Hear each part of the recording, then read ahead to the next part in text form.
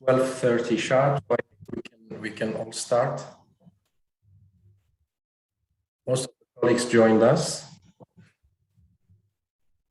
Do you hear me, Amra? Yes, I can hear you. So I think we are streamed on YouTube already. Yes. Okay.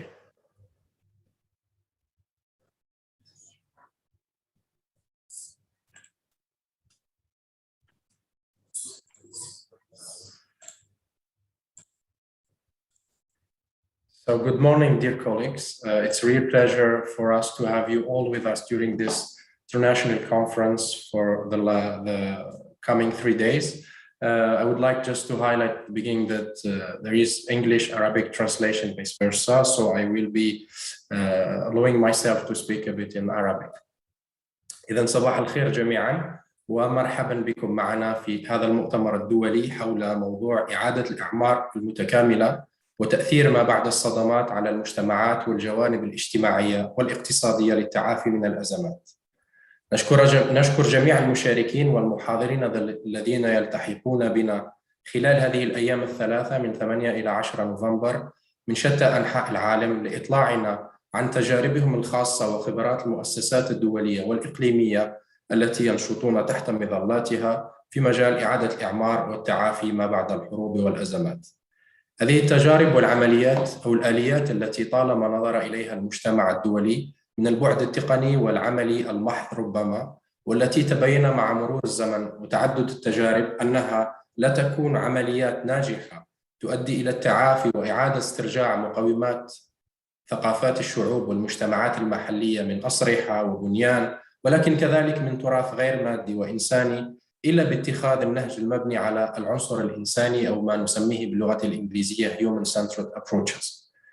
في المركز الإقليمي العربي للتراث العالمي الذي هو مثل ما تعرفون مركز من الفئة الثانية تحت رعاية اليونسكو، متيقنون جدا بأنه واجب علينا التذكير بكل ما عانت منه بعض دولنا العربية ومواقعها الثقافية وشعوبها في الآونة الأخيرة من دمار وتهديم ممنهج لمقومات ثقافات الشعوب بسبب النزاعات المسلحة وبعض الاضطرابات التي عرفتها ولا زالت للأسف بعض الدول العربية تعرفها. ومع ذلك نحن كذلك نؤمن بأهمية مرحلة إعادة الإعمار كفرص أو كفرصة جوهرية ومرحلة هامة لإعادة النظر في دور الثقافة والتراث في التنمية المستدامة وتعزيز قدرة الشعوب والمجتمعات المحلية على الصمود والتماسك من خلال اعتبار النهج المبني على ثقافات الشعوب المتأثرة ووسطها كوسيلة لتحقيق هذه الأهداف. هذه الأهداف التي تندرج ضمن أبعاد التنمية المستدامة والأجندة 2030 التي أقرتها منظمة الأمم المتحدة سنة 2015. وبهذا الصدد نحن جدا سعداء بافتتاح هذا المؤتمر الدولي الذي سيجمع خبرات من كل أنحاء العالم ومفكرين وخبراء للتنويه إلى مجموعة من التجارب بكل ما فيها من نجاحات وربما كذلك من إخفاقات نستفيد منها لصياغة سبل ومناهج مبتكرة لإعادة الإعمار والتعافي من جوانبها الاجتماعية الثقافية والاقتصادية.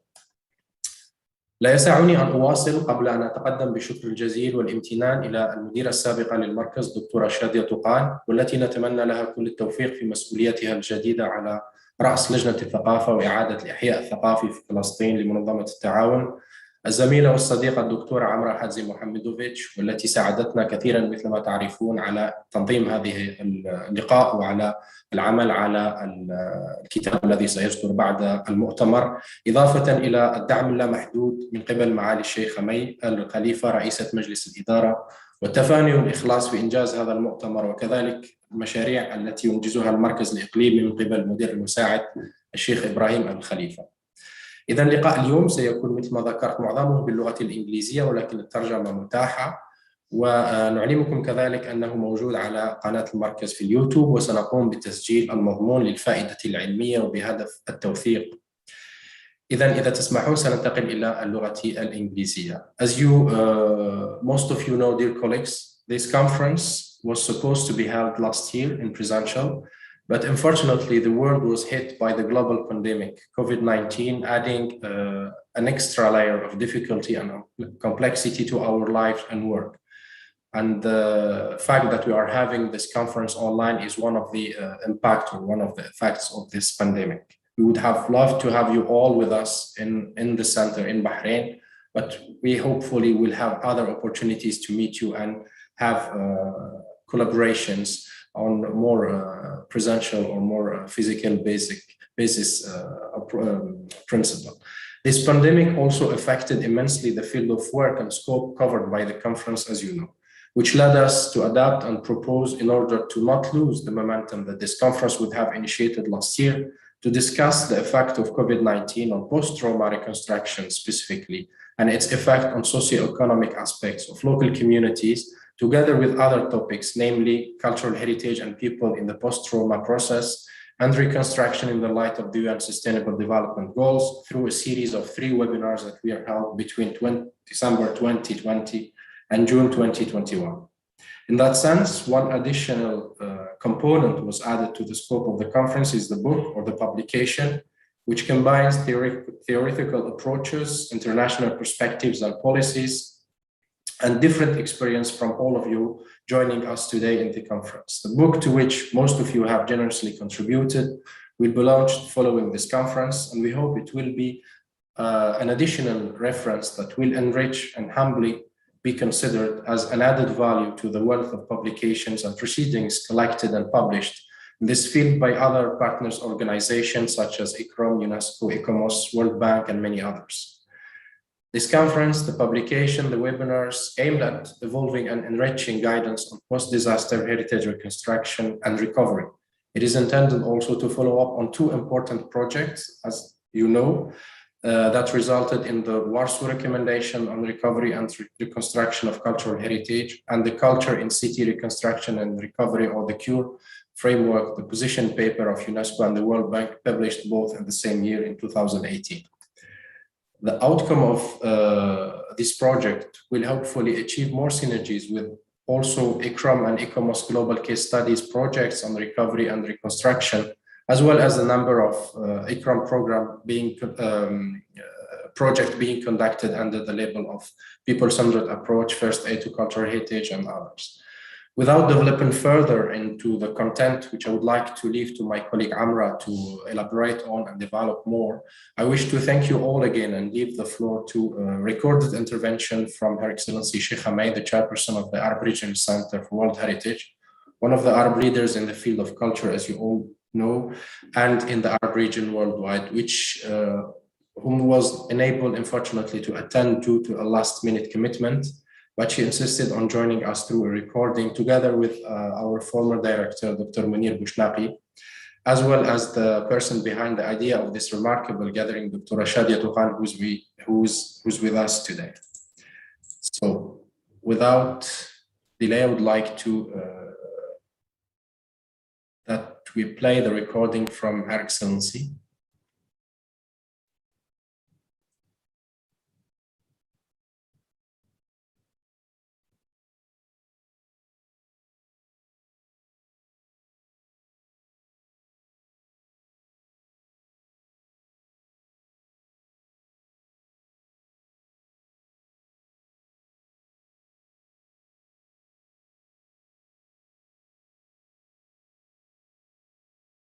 التي أثرت على مختلف القطاعات.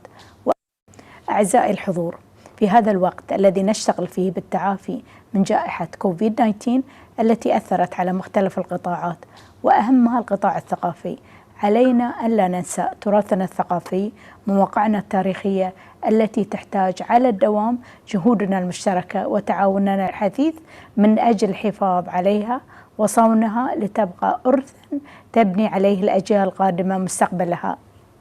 خلال السنوات الماضية تعرضت العديد من مدننا العربية وما زالت إلى أحداث مؤسفة وصراعات ساهم في ضياع العديد من ملامحها الثقافية والتاريخية التي ميزتها وكانت إضاءات في تاريخها، ولا بد لنا من وقفة جادة مع هذه المدن التي تحتفظ بتاريخنا الحضاري العريق وذاكرة حضارات تعود إلى آلاف السنين.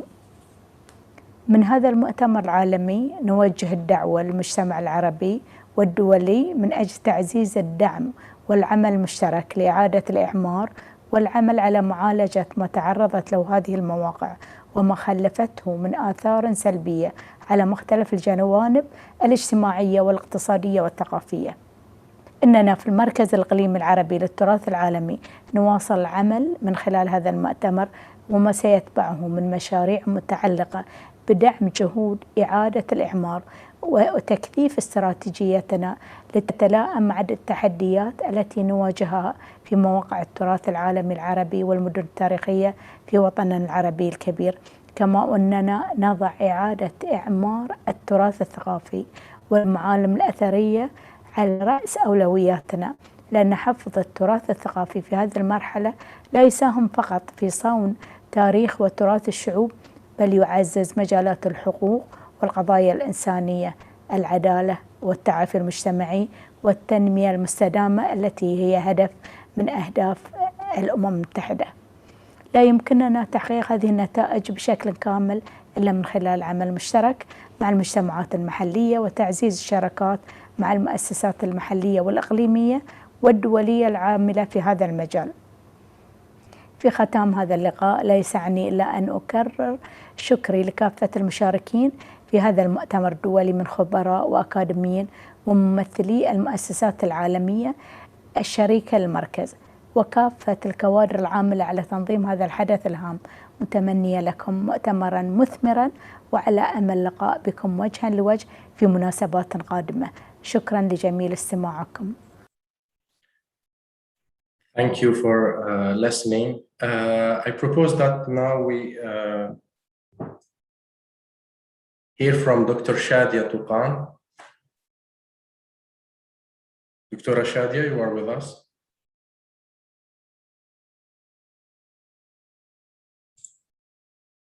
You are muted. And then we will have Dr. Munir. صباح الخير دكتورة. صباح الخير، كيف الحال؟ سعد صباحك، بخير الحمد لله. تفضلي. بيسعدني جدا طبعا أكون معاكم اليوم، فيعني تسمحوا لي أنا راح أتكلم باللغة الإنجليزية لأن يمكن أهون على الجميع، ولكن بيشرفني وبيسعدني جدا أن أجتمع مع الفريق والأصدقاء الأعزاء، وعلى رأسهم الصديقة العزيزة عمرة التي نعتبرها كانت الملهمة والمنظمة والمرتبة لكل ما قام به المركز من بداية انطلاق الفكرة. رح أنتقل للغة الإنجليزية لو سمحتوا.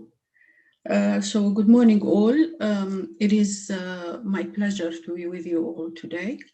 And I would like to start by thanking Her Excellency Sheikh Hamay bint Mohammed Al Khalifa for hosting and overseeing this conference and for her continued support and guidance to ARCWH in their efforts to safeguard the World Heritage Sites in the Arab region and beyond, setting a model for dedication and perseverance for ARCWH, who in turn were determined to realize this long-awaited meeting despite obstacles and delays. It gives me great pleasure to be joining you today and meet old friends and get to know hopefully new ones. With a remarkable number of specialists and experts of diverse backgrounds and experience who kindly and patiently waited to participate in this conference, I trust that at the end of the 3 days, we will come closer to achieve enough knowledge to start the planning for an integrated approach for reconstruction of architectural heritage sites in our region, a region where many heritage sites are ravaged by war, resulting in unprecedented destruction and human tragedy.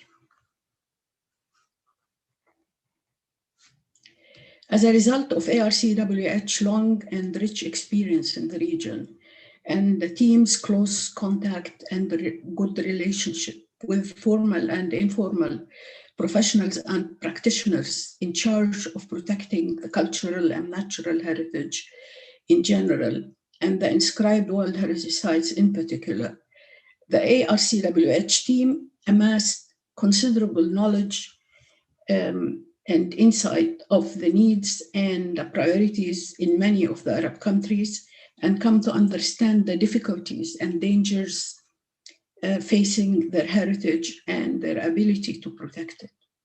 As part of its mandate, the team provided training and capacity building in the field of heritage protection and its processes that should be followed in safeguarding the World Heritage Sites. In the Arab region, many of the historic cities continue to represent the examples of living cities and fine examples of the living cities as they developed over centuries to provide shelter, commercial, cultural, educational, and religious functions for their residents and visitors alike. What we consider the historic core within a modern city were the origins and nucleus of today's urban centers that offered economic opportunities and social stability for generations within their boundaries and beyond. Therefore, its survival is vital not only for the residents, but for the country at large. Unfortunately, for over a decade, and as a result of armed conflict and civil wars in the region, a number of these outstanding historic cities, and as well as monuments and antiquities, suffered from full or partial destruction, resulting also in the damage to its valuable heritage in general and the tragic loss of lives, homes, way of life, and consequently the displacement of the population. The devastating effect of such conditions can be seen in Syria, Iraq, Yemen, Libya, and others, which have been ravaged by war for many years. Many of the inscribed World Heritage Sites in the Arab region are now listed on the World Heritage Endangered list, representing almost 40% of the total number of World Heritage Sites in danger from all over the world. The ARCWH role in the Arab region gave it an insight on the complexity of the physical as well as the human tragedy that requires more than the technical and managerial support within its mandate. It offers to safeguard the heritage sites. During the last few years, allow me to give you just a background of how this whole project developed. During the last few years, it became evident to the team that the scale and magnitude of the damage caused to both humans and properties in historic areas and sites will require involving professionals and specialists who can offer communities, whether they are still living in these cities or will be returning to the heritage sites at some point, hopefully. They will offer the relevant specialities and competence to cope with the post-trauma effect on them and on their heritage.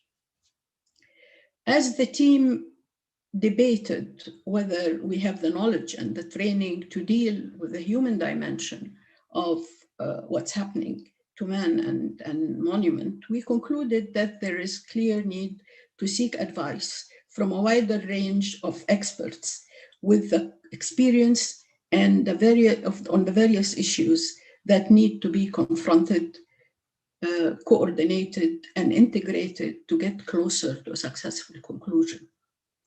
Hopefully, through the discussions we will have in the next 3 days and the solutions we are seeking, we will need to consider some critical issues or questions, if you like, that should be addressed as professionals in the field of cultural heritage preservation from various sectors, while we are planning to recover what was lost.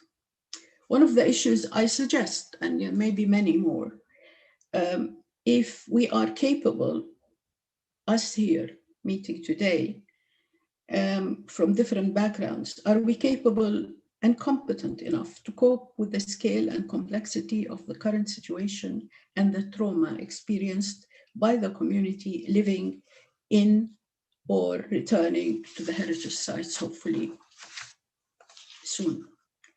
Are we equipped to understand what is needed to cope with the fear, insecurity, and anxiety and lack of trust experienced by those who were left behind, with all what they experienced in the homeland, and those who were forced to flee from their countries and all what they experienced in their exile? Can we as technical experts make the right decisions regarding safeguarding our precious heritage in the shadow of such human catastrophe? Do we as technical foreign professionals and outsiders understand the political ethics and the religious issues which either caused or were affected by the armed conflict? And how can we use cultural heritage to unify and to bridge the gaps between the adversaries in the communities? Is working with and including the community various groups, most of whom are all of them are traumatized, is including them enough to enable us to make the right decisions while planning for the interventions? Furthermore, I wonder if we have the legal knowledge and experience to deal with claims and counterclaims related to property ownership and tenure, which will inevitably spark more conflict, especially if legal records and documentations are lost or misplaced during war, and what will be the impact of the lost legal documentations on the ability to implement the rehabilitation and reconstruction plans. By addressing these concerns and others, it will be possible to come to a more realistic proposal and solutions. We have to remember that upon the return of the community, their expectations may be very high. And after months or years of alienation and despair, this will cause impatience and mistrust towards those in charge of the restoration. Therefore, as soon as some technical and financial resources are available to deal with the physical and social rebuilding of their lives, the community should be involved with the focus on the youth. As we can see, the impact of the youth movements in many global problems, and namely the last few weeks, what we have seen, the pressure they have done, and the opinions that has affected world leaders in dealing with the catastrophe in the world. And so the role of the youth is very critical and very important. And the women as well, women, as I'd like usually to say, and maybe some agree, some don't, women are creators of lives and not takers of lives. So these two parts of the communities should help in starting the healing process and instill a feeling of ownership of the outcome. Many of us believe that to succeed in affecting a positive change in the lives of residents in war-torn historic cities is a complex, multifaceted, and sensitive undertaking, which I agree with. So therefore, our approach should be dynamic and flexible, based on diverse and multidisciplinary skills. The technical and management teams must have the knowledge and training to deal with the human dimension in the preparation for post-conflict intervention, as well as the professional skills to deal with the issues for reconstruction and preservation of the historic urban fabric. Finally, in the integrated approach we hope to reach, it is essential that it will ensure achieving the balance between catering for the needs and priorities of the community to contribute to the protection of their lives and for those who lived or used to live there, and between the responsibility for carefully preserving the valuable monuments and historic fabric of cultural sites which have been damaged. This integrated approach would represent more than safeguarding national and regional heritage, but rather humankind's heritage, and ultimately the humans who built it and their inheritors who still give it a meaning and value. Thank you very much. Thank you so much, Dr. Shadia, for this enlightening introduction and for all the background. We really appreciate your contribution and all the effort you're making to bring success to this event and to the whole idea of reflection on the integration or integrated reconstruction idea and the role of local communities and the effect on economies and so the social impact on communities. So now we will go to a recorded intervention from Dr. Munir for the introduction. Yes. Thank you. Good morning, colleagues, experts, professors, and directors of institutions. Her Excellency Sheikh Hanaya Al-Khalifa, Director of the Arab the World Regional Center for World Heritage. For me, it's a great pleasure to participate to the opening of the conference, which was foreseen already a few months ago, but which couldn't happen with face-to-face of all the people present now in a virtual mode because of this terrible COVID pandemic.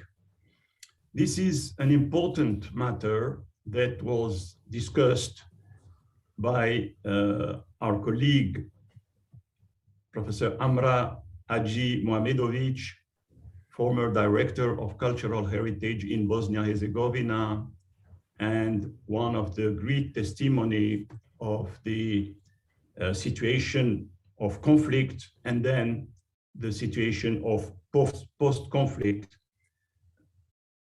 touching, of course, both the population and the cultural heritage. The discussion which was held with Amra and the former director of the Arab Regional Center for World Heritage, Dr. Shadia Touqan. I must say both are my good friends and colleagues.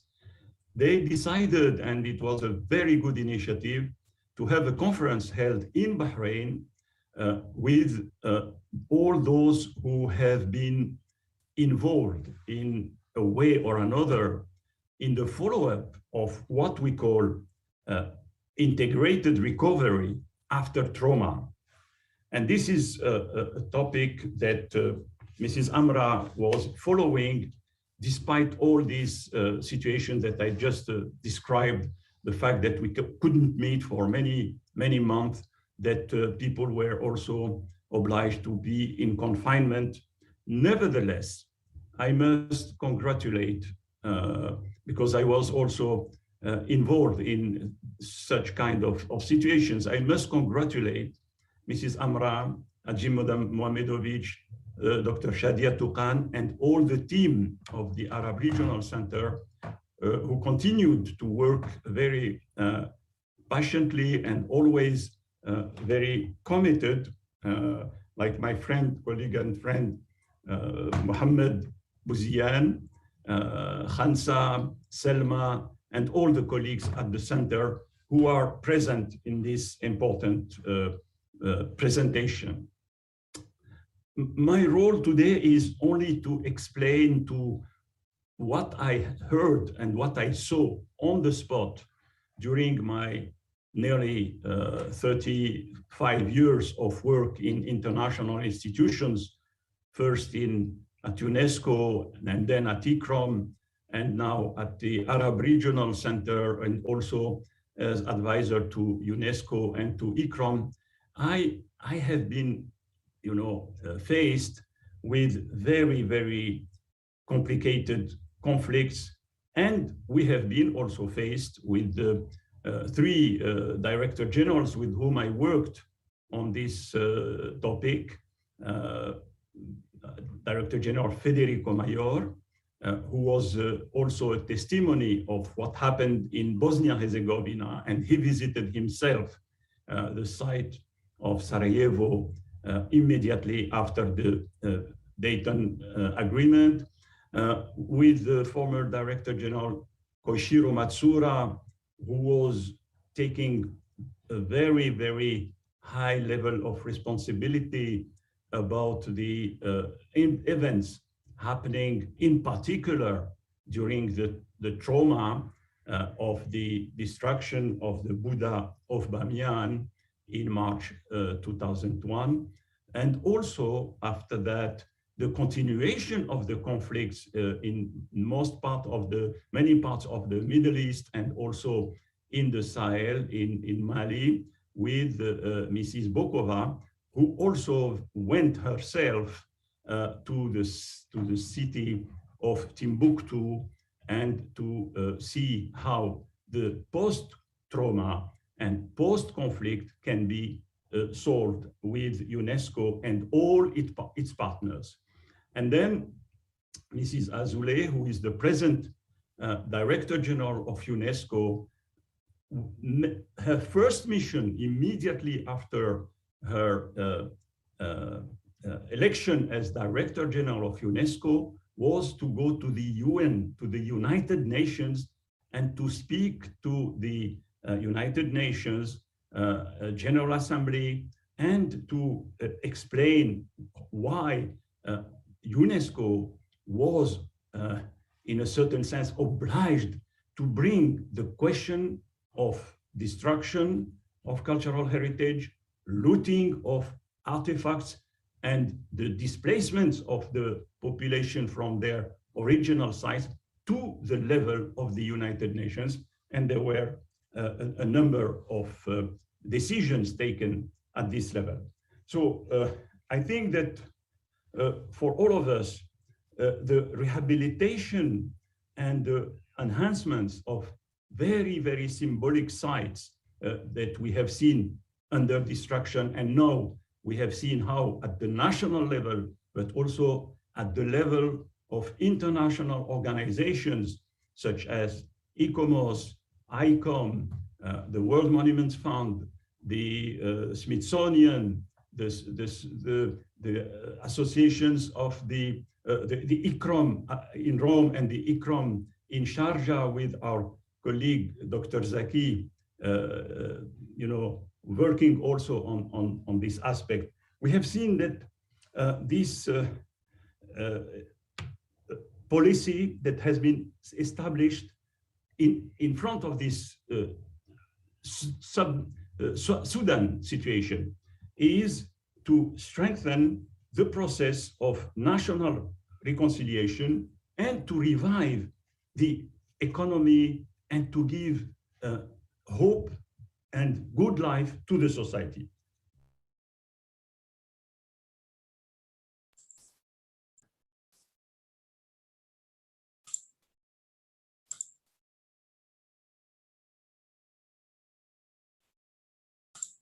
Of Mosul destroyed nearly at 75%.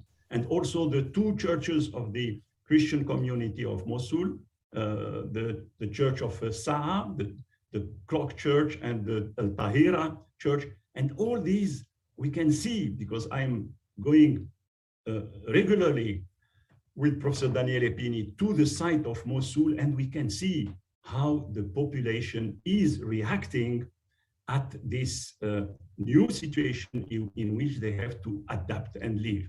This is very briefly the important aspect that this conference is going to address. And I wish to all my colleagues present in the Arab Regional Center for World Heritage in Bahrain, but also to those who are going to be part of the meeting, to give us ideas, to trace some views and explain also through experience, local experience, operational experience, how we can make this program a continuity of the life of the populations. I thank you for your kind attention.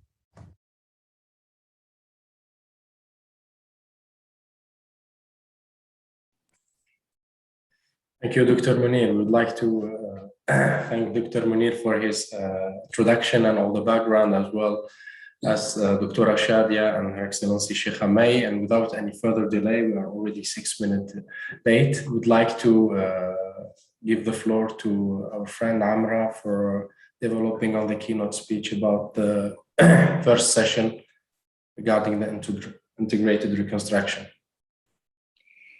Thank you very much. Thank you very much, Mohammed. Thank you, esteemed colleagues, for this wonderful opening session. And thank you all for joining us for this conference that we have been working hard on, and that we are looking forward to its outcomes. In one of the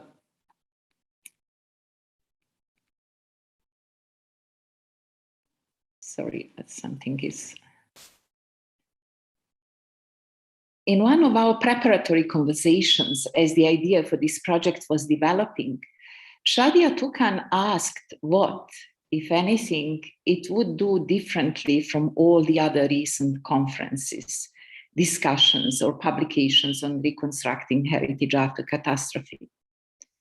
Her question played a significant role in articulating the thought that this research should not be built around general theoretical discussions of heritage policy and practices, nor is the understanding of phenomena and regularities presented here based solely on case studies.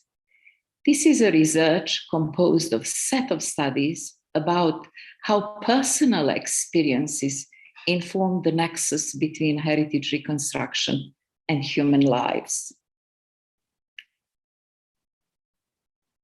The studies which will be presented over the next 3 days have rarely touched upon the technical issues. The technical issues form the background for our discussion of various ethical challenges or of the social and economic aspects. And for the first time within the context of such a forum, psychological issues have been included. Center stage is not occupied by places or societies or communities, but people, individuals. The destruction of cultural heritage is a significant part of the international and economic ruination of intentional and economic ruination of societies. Human beings, individuals, and communities have been central targets of heritage destruction. That is the fact only recently recognized as important to be stipulated in international judicial practice. Namely, the Office of the Prosecutor of the International Criminal Court published a draft policy on cultural heritage for consultation and comments, and I sincerely hope that this policy will be adopted because it includes a lot of important elements for the future work of international criminal court. Consequently, any recovery should first and foremost attend to the interests and needs of the people at the center of these vortices of suffering. The factors that instigated planning for this project and have shaped its development are somewhat conflicting. What do multidimensional poverty, massive displacement, and homelessness, and the present health crisis have to do with the ravaging of cultural heritage or cultural memory pushed into oblivion? What role can heritage reconstruction play in coping with the cumulative social and economic distress caused by war and armed conflict, or the devastation caused by disasters triggered by natural hazards, under conditions of global trauma. How should the paradigms of resilience and building back better be related to people or to heritage sites, while still giving adequate weight to the full richness of their authenticity? The social, economic, and psychological potential of heritage in post-trauma recovery processes has been addressed in many discussions and publications and recognized in various case studies. There is no doubt today that the ethics of cultural heritage conservation in post-trauma contexts goes beyond respect for original material and authentic documents, well into the fields of human rights, humanitarian issues, justice, social trauma healing, social cohesion, and sustainable development. What type of reception does heritage get from women who, in most of these traumatized communities today, have built their lives and their routines in the private sphere of family and experience the public sphere as alien, somewhere they do not belong and that does not belong to them? Does insistence on valorizing monumental sites exclusively with a public significance and prioritizing their reconstruction entail a preference for the male domain, neglect of the female processing of trauma, and the willful ignorance of social and cultural specificities? How should we approach monumental and officially protected heritage that is also a place of pain for victims? Can individual stories help us standardize our approach? Can the reconstruction of heritage contribute to the healing of individual suffering? The search for answers to these questions sometimes gets tangled up in conventional determinisms. Important examples of these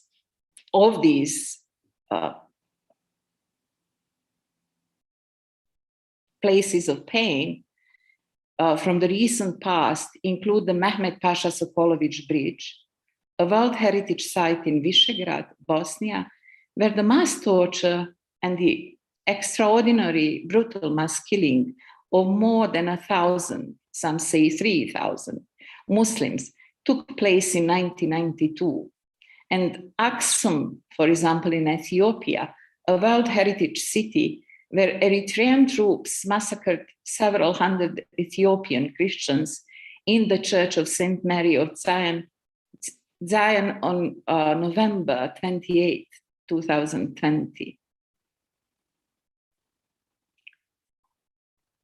The reconstruction of cultural heritage has been an historical reality, at least since the ideas of monuments and protection of them first appeared.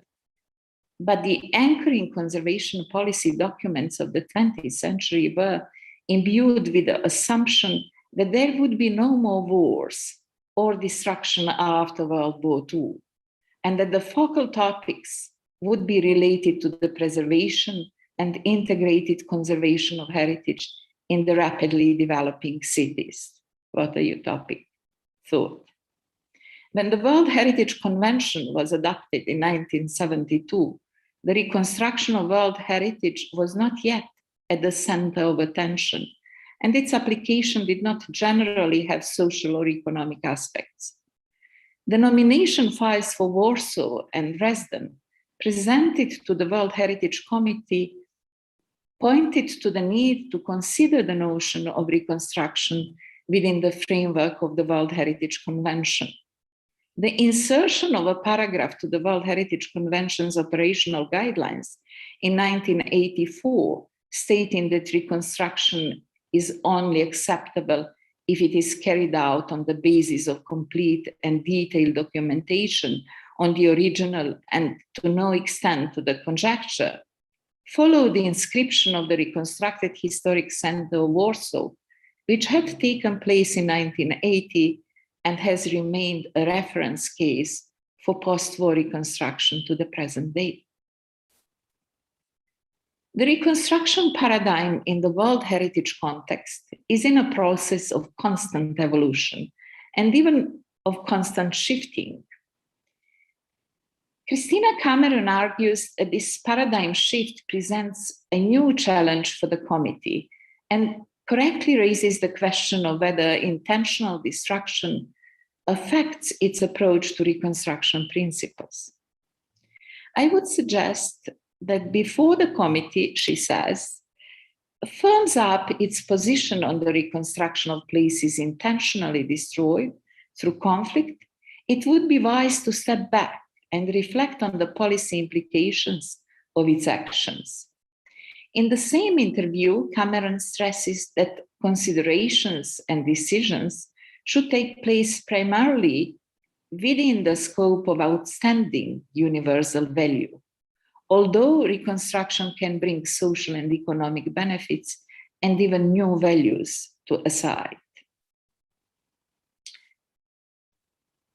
However, in cases of World Heritage sites that have been destroyed and reconstructed, the position taken on potentially changed values and their attributes points to a clear need to reconsider outstanding universal value for particular sites in terms of a set criteria.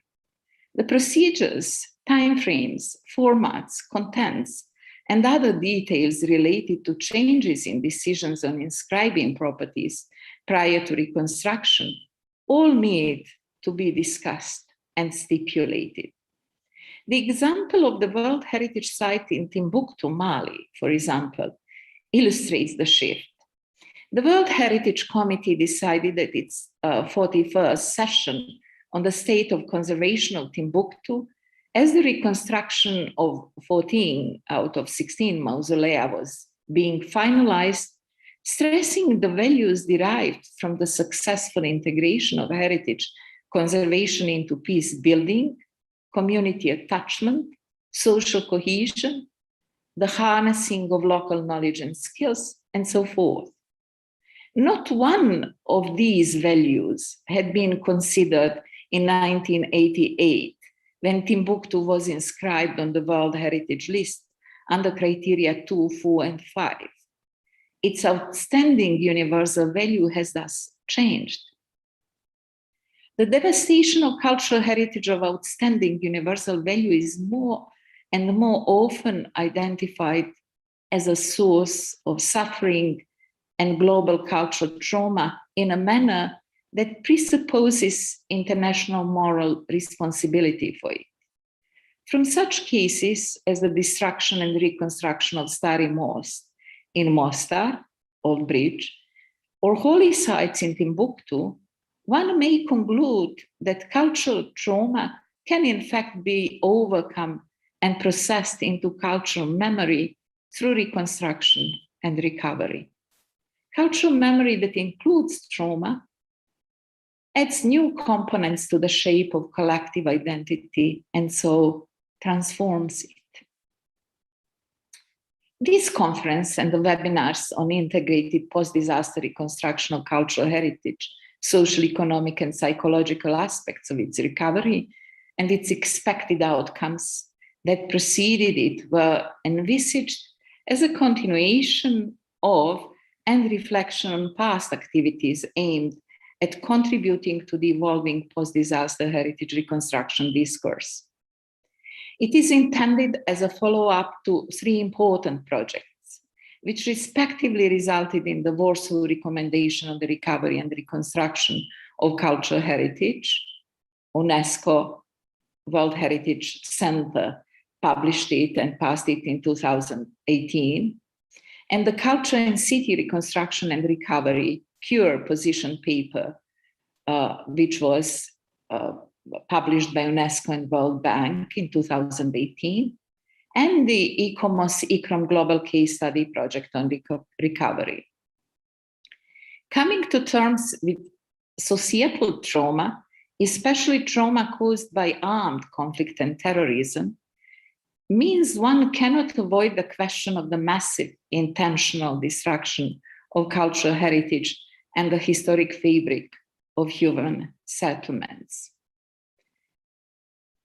I have invited the contributors to this conference to build their studies around the following themes: heritage reconstruction and recovery in light of the principles of UN Agenda 2030 and the Sustainable Development Goals, heritage reconstruction economics, the social trauma healing potential of people-centered, context-attentive, and inclusive heritage reconstruction and recovery, reconstruction and recovery in the digital age, advantages and ethical concerns, challenges of heritage recovery in contexts where similar disasters recur periodically or multiple disasters coincide, reconstruction and recovery challenges during the COVID-19 pandemic, and solidarity, partnership, and coordinated action in integrated people-centered post-disaster heritage reconstruction and recovery aid.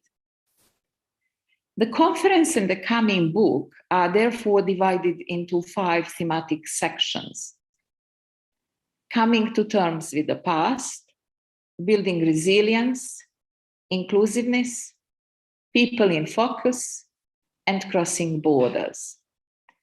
The most salient ways of dealing with post-disaster recovery and current policies and actions are widely accessible information, awareness raising, cross-sectoral education on cultural heritage, enhancing capacities and tools for an inclusive and integrated approach to heritage conservation, and fostering transnational responsibility for the recovery of destroyed sites, while recognizing heritage communities as the drivers, owners, and beneficiaries of the processes and outcomes. One cannot recognize individual rights and needs related to heritage reconstruction, particularly those of members of vulnerable groups, through statistics. Understanding them requires a broad inclusion of individuals and their life stories in the inventory of the harm caused by the destruction of heritage and in any analysis, planning, or implementation of reconstruction. The conclusion draws attention to the fact that despite the not insignificant differences in how the role of heritage is perceived in different cultural, historical, and economic contexts, in refugee camps, diaspora communities, under siege conditions, or in returnee communities, people nonetheless find anchorage in cultural heritage that helps them retain their hold on their lives, however disrupted and shaken they may have been. This restorative drive derives from the need to resist and build resilience. Integrating the reconstruction of cultural heritage within the overcoming of societal trauma and in socio-economic recovery is a complex and lengthy process in which the intangible expressions of heritage seek forms to embody them. The integrated reconstruction of cultural heritage should be based on the fullness of heritage's socioeconomic and psychological significance for individuals and for heritage communities, and as such should itself be inclusive, participatory, and resilient. The idea which I have learned from Spanish colleagues to replace science closed because of reconstruction with the open because of reconstruction may work as a method not to produce empty shells and ghosts of the former heritage, but to impress new sustainable meanings to the site in the societal and personal trauma overcoming. Thank you very much for your attention.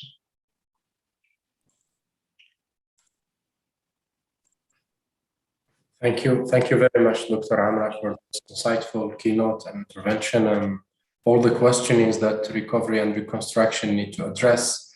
The context you gave for the scope and field of the following intervention will be was very interesting, and I thank you again on behalf of our following speakers. Before we continue with the first session, I would like to invite all the participants for a group photo, if you may. Allow me to ask you for opening your cameras so that we can take a group photo all together. Thank you very much.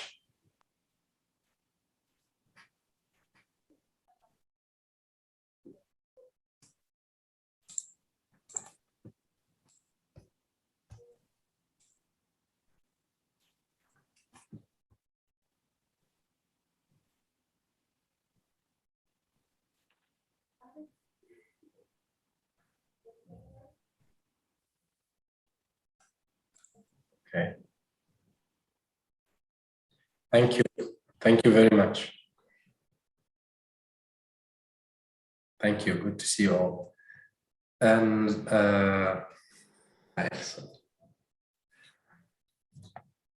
And now I would like to give the floor to the moderator of the first session, session 1, coming to terms with past conflict and socioeconomic distress through the reconstruction of cultural heritage and post-trauma recovery.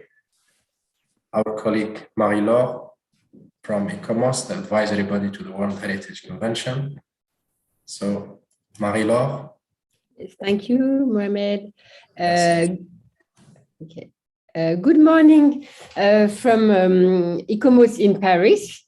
Dear colleagues, dear all, I'm very pleased to be with you today. And I would first like to thank ARC and AMRA for inviting me to participate to this conference and to chair this session today. As you may know, ICOMOS has been strongly committed to the reflection on cultural heritage recovery in the past years, first through the elaboration of a guidance on post-trauma recovery and reconstruction for World Heritage cultural properties, and secondly, through a project addressing how best to learn from experiences captured through various case studies of post-trauma recovery and reconstruction.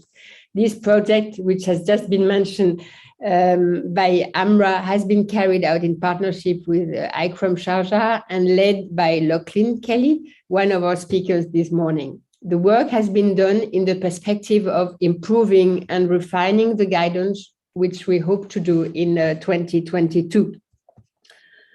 Well, the theme of this first session takes us immediately to the heart of the reactor, if I may say so, since we will explore the question of whether and to what extent the reconstruction of cultural heritage can help come to terms with past conflicts and economic distress.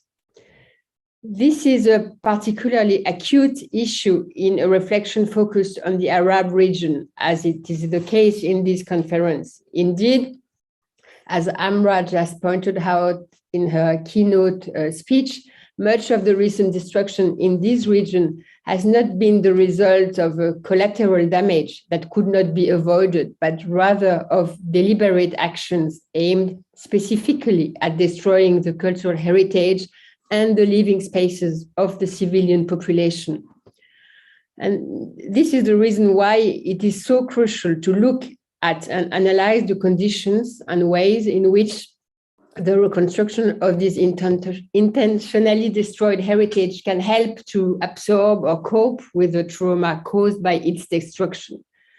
It's crucial, but at the same time, as also underlined by Shadia, it's particularly complex and challenging because in many places, wounds are still open and impatience is growing.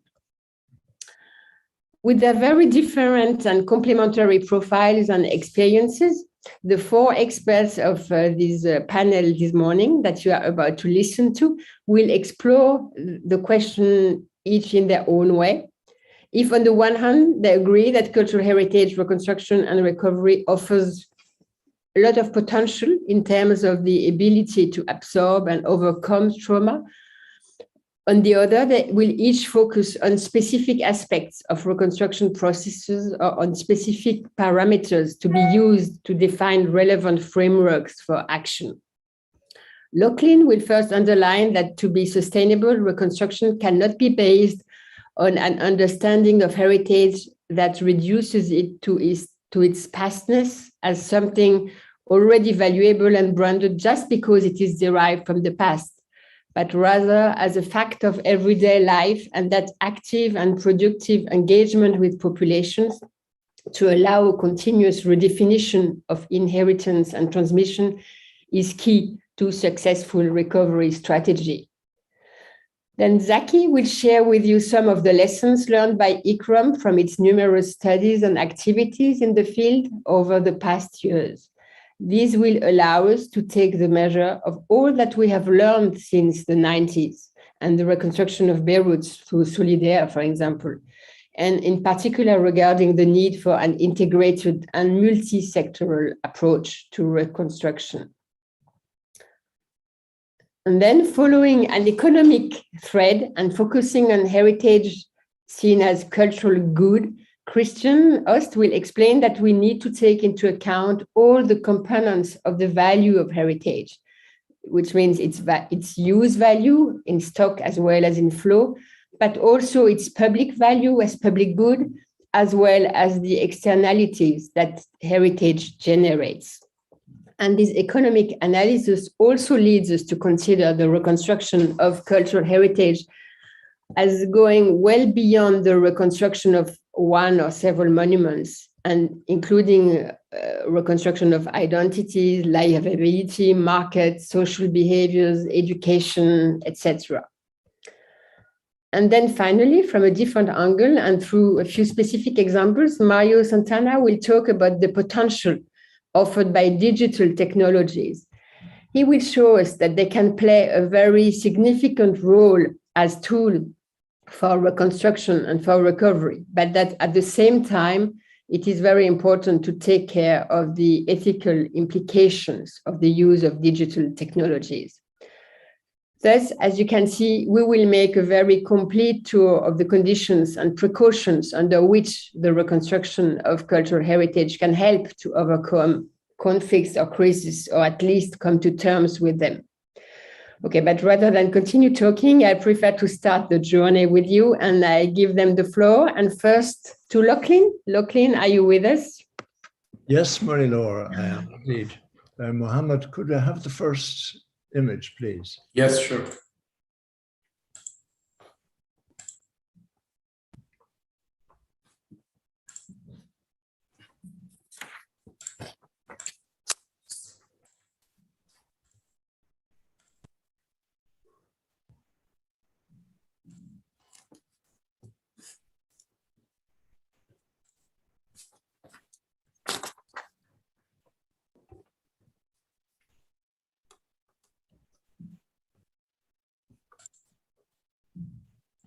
Lachlan?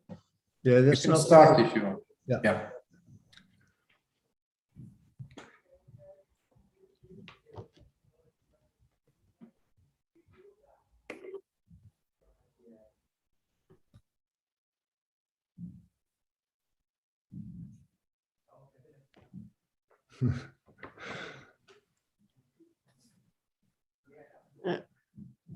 No, we have some way to go back. Yes. Yeah. Okay, well, that is the title. Could I have the next one straight away, please? Really, I started from the position that the whole question of reconstruction is extremely complex with overlapping contexts and concepts. And also, these are very difficult to reconcile. And in that question that we're considering now, post-trauma reconstruction recovery, there is a really fresh uncertainty about the questions of inheritance and its place in the future that is under construction through our desire and through our imagination. Post trauma recovery is in a space occupied primarily by humanitarian priorities, and protection of the products of culture must find a place where it can fit in that. And when one introduces the notion of sustainable development goals, you straight away reinforce the perspective of future making. So my paper then has three main sections to it: understanding and action, which really deals with reflection on a project about case studies and their lessons; action and uncertainty, dealing with ways of thinking about environmental shaping, where inheritance presents itself as a wicked problem; and setting agendas, which is a brief discussion about transmission and translation, a dialectic within an ecological framework. Next slide, please.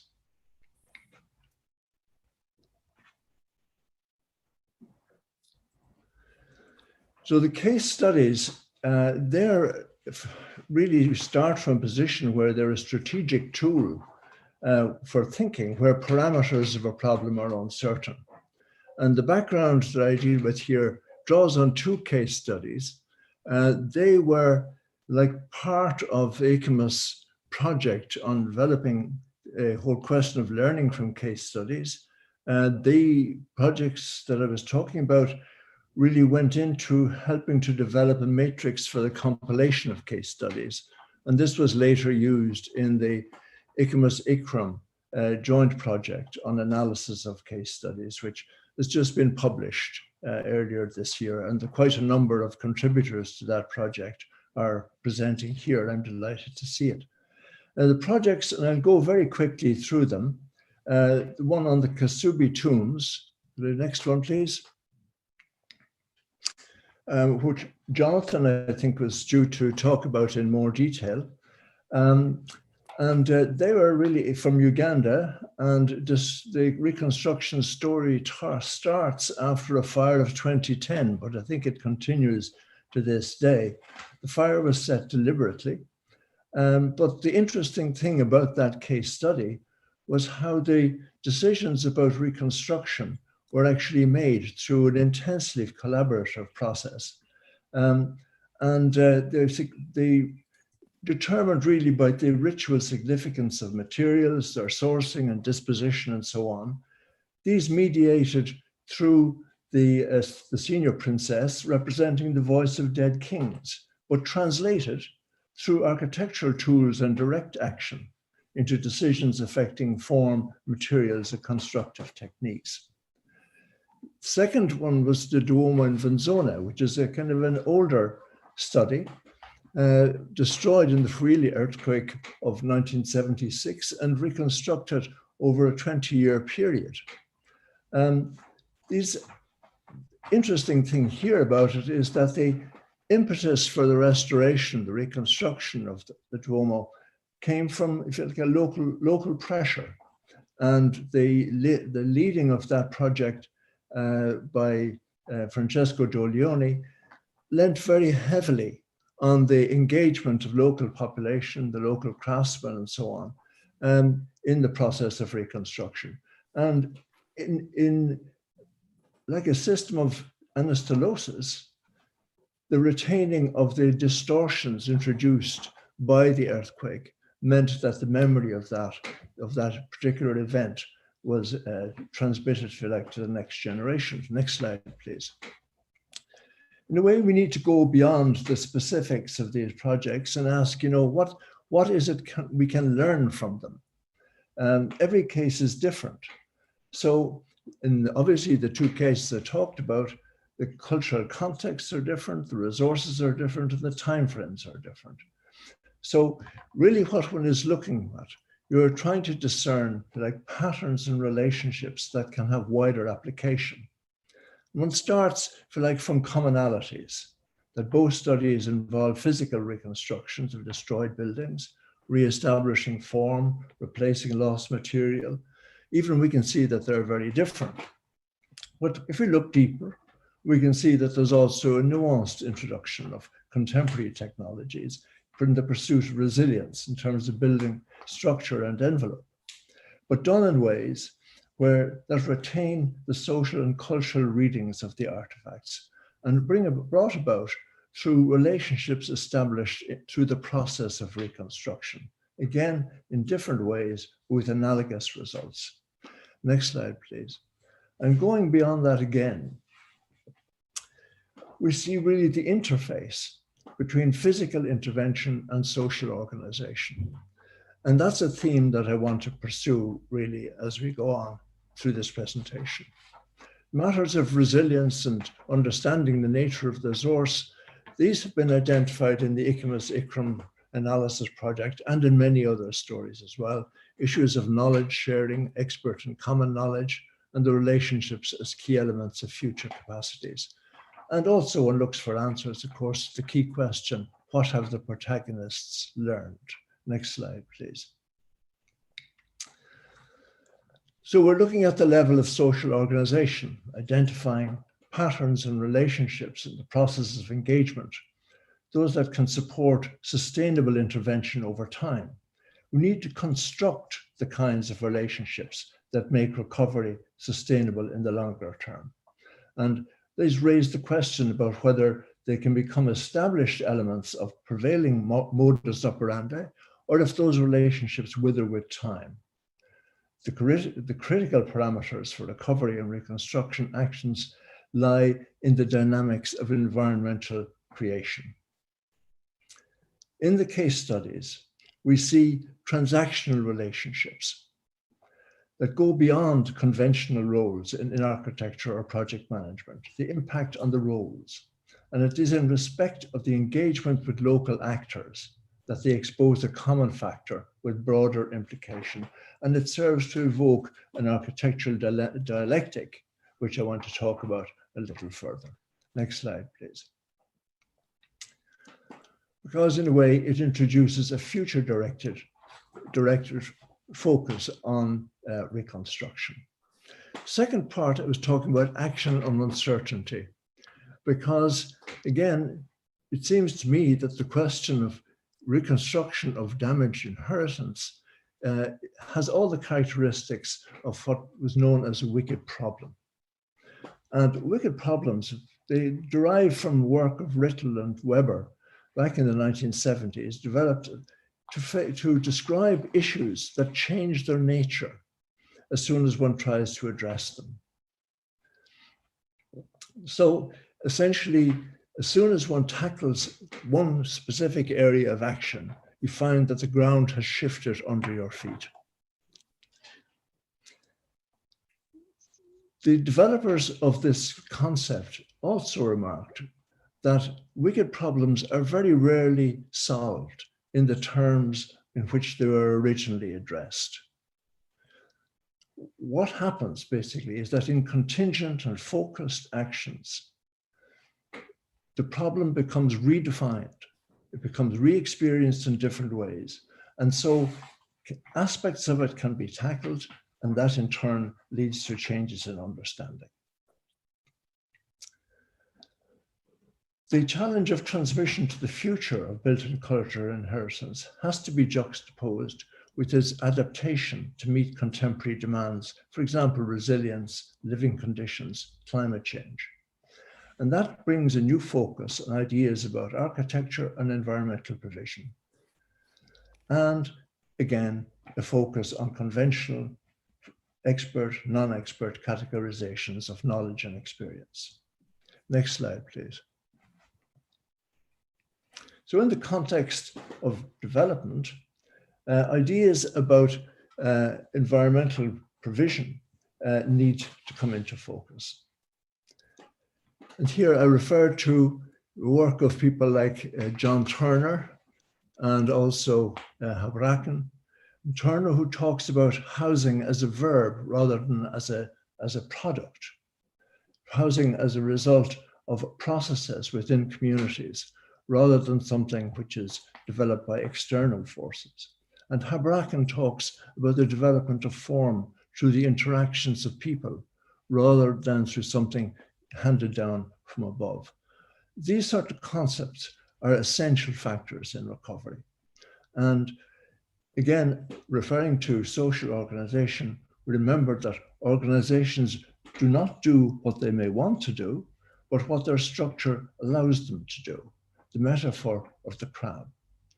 And we've seen in many cases the organizational implications of large-scale post-trauma intervention, which can sideline many local actors and end up de-skilling the population and disallowing their contribution to recovery.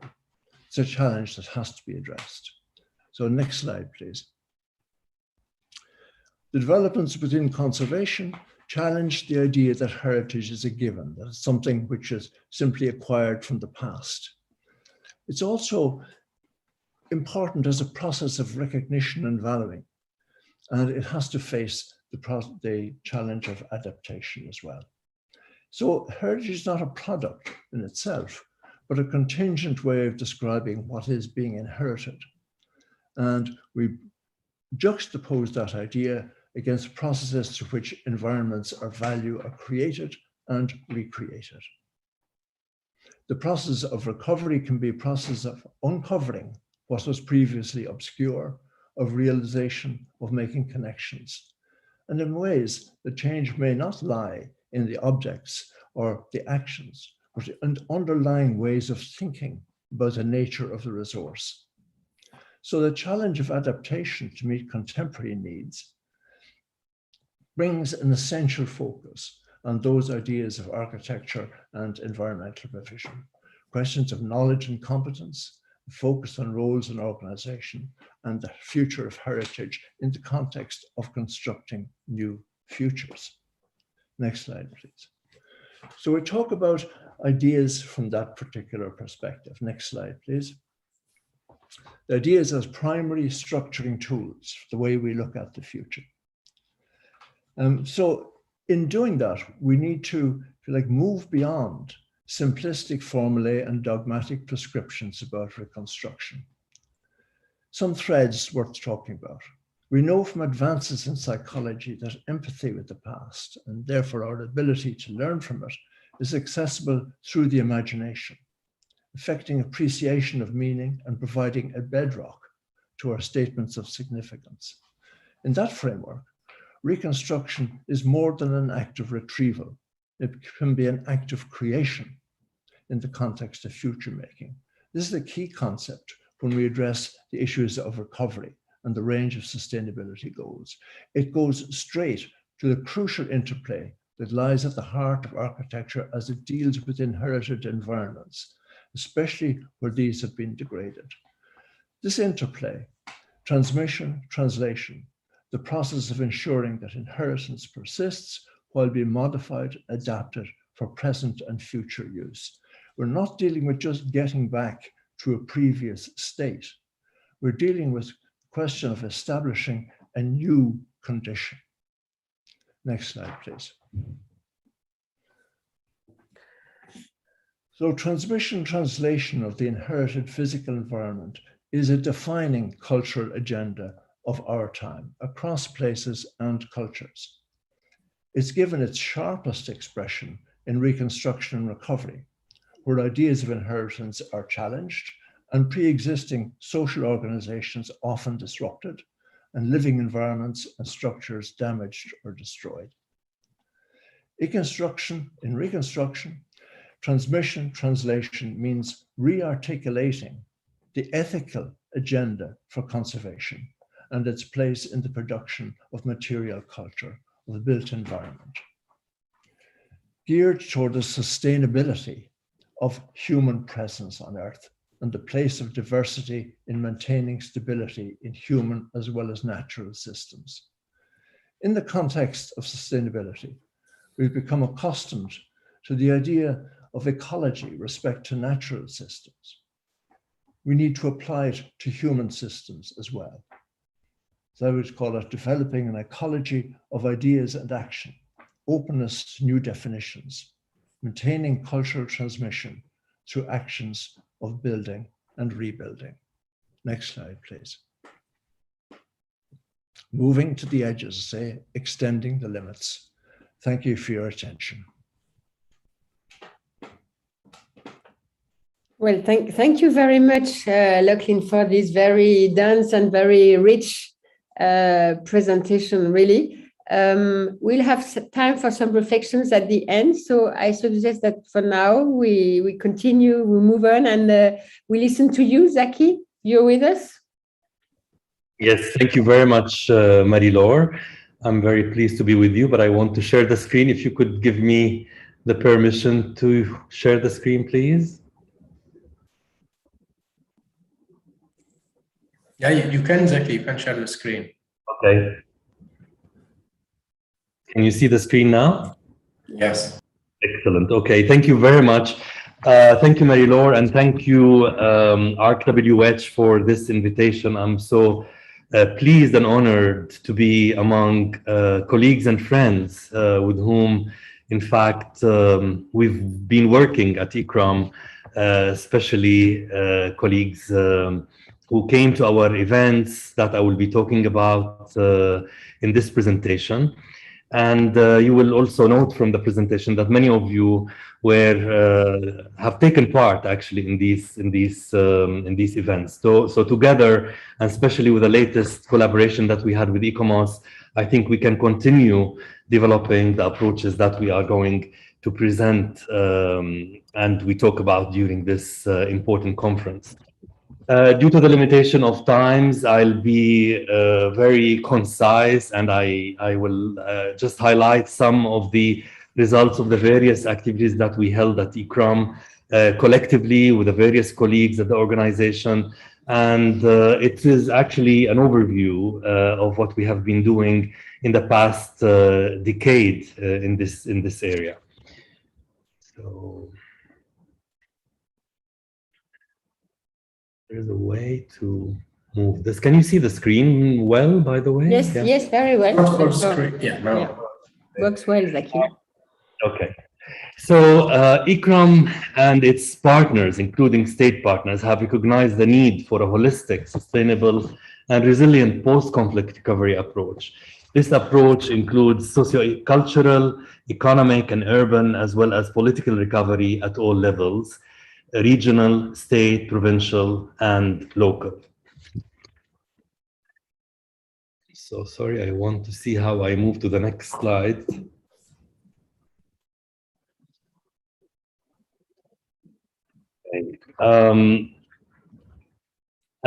As you all know, ICRAM actually is committed to the UN Sustainable Development Goals, and actually this is the inspiring work that we do in all our programs, including work in the recovery area.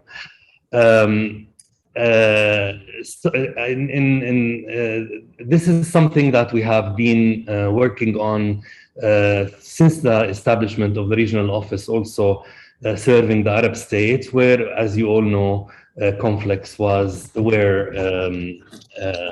taking place in the past decade.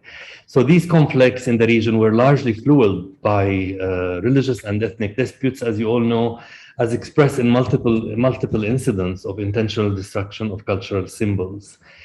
In the course of ICRAM Sharjah's work in this area, efforts to address recent knowledge gaps and the exchange of experiences have raised fundamental questions, including the dilemma between the physical reconstruction of devastated cities and recovery of livelihoods in historic areas for the benefit of local communities. And these are images from Beirut, where we learned a lot of lessons from, and how it is important to work with communities. In times of armed conflict, not only are the physical manifestations of cultural heritage often subject to partial or total loss, but so are their social and cultural associations for their custodian communities. And here you see images from Beirut, where much of the cultural heritage was erased and few monuments were kept. So this is what I was trying to refer to in terms of our work in this area. And this is the Beit Beirut, where it commemorates, in fact, the traces of war. So what we learned there, while the physical losses are undoubtedly experienced as catastrophic, The potential to build back better lies in the capacity of custodians to rethink their own cultural heritage. What was it that was actually there? What has been lost? To whom does it really belong? And how do we, as beneficiaries, want it to be in the future in terms of any social, cultural, economic, or political associations, meaning systems and activities brought into play through the recovery process? And we learned a lot that from these experiences to address the subject of post-conflict reconstruction rigorously together with our partners based on these lessons. The organization's work in this area has gone beyond requirements for documentation, and we all know the importance of documentation and the potential that documentation has for us to reconstruct our cities. So in line with its mandate, ICROM has endeavored to convene meetings aimed to learn from previous experiences. And this was the first forum that we had in 2006, learning from previous experiences, to develop an informed approach in capacity building that we work as an organization to benefit the broader area of post-conflict recovery for efficient community engagement. Given the need for careful planning of the pace of recovery, public-private partnership that respect diversity in conflict-torn societies have given a central role in recent research work under which we have been working in many activities. And ICROM has dedicated considerable attention to this topic, along with a range of partners, of course, ICOMOS, the British Council, UNESCO, the Louvre, and others. And the associated activities range from think tank workshops, such as this one that we started in 2012. And these have addressed several aspects that you can see here on the screen. And these were some of the results of the first meetings that we had. Later on, these associated activities, actually in 2012, when we started the work at ICROM Sharjah, we looked at these approaches, namely the risk management approaches, and we addressed in our programs the various challenges that has been taking place in the region. In fact, these were taken forward to implement some of these learnings that we had as to how we also train our participants in courses like this one, which was devoted for Syrians that we developed in Lebanon at that time with UNESCO. So our approach was also focusing on the risk management approach that you all know in the 3 phases of the work of managing the risks of cultural heritage, preventive, response, and recovery, and how these are linked and how we can work from one area to the other. And then when we talk about recovery and crisis response, focus has always been, as also Professor Keeley mentioned, the transition phase and how we could embed a way to, in our capacity building work for leaders in such training courses to build on areas that we try to achieve, such as self-reliance, reducing risk, comprehensive approaches, motor transition, and continuity. So this is, of course, in a time where there is a lost momentum and a breakdown of authority in many of these places. So in 2017, ICROM co-organized an international colloquium on the post-conflict reconstruction of historic cities with the Louvre Museum at Lens in France. This particular conference convened experts with shared experience who discussed case studies from Europe and the Middle East to draw relevant lessons for the future. The event focused on armed conflict, whether internal or international, and on the concept of inclusiveness of reconstruction in historic cities taken as urban and homogeneous wholes, as opposed to limitations to one or more isolated historical monuments or sites. The conclusions highlighted the need for the inclusion of social, economic, political, and urban dimensions in the reconstruction process, along the lines of the integrated urban and territorial conservation approach promoted by ICRAM in 2000 and 2005 to 2005, and then the historic urban landscape approach promoted by UNESCO since 2011. Another important result related to the promotion of coordinated planning for activities by donors and development agencies when financing post-conflict reconstruction projects. The meeting also stressed a purely technical approach to the post-conflict reconstruction of historic cities is not enough to provide an adequate response or identify the most appropriate measures.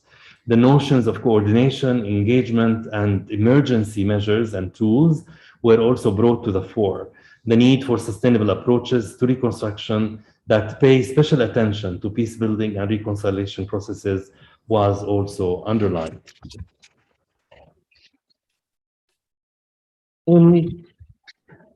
In the same year, towards its end, a thematic discussion on post-conflict reconstruction, recovery, and community involvement was held at the 30th session of ICRAM's General Assembly, and it built on the conclusions of the symposium held at last.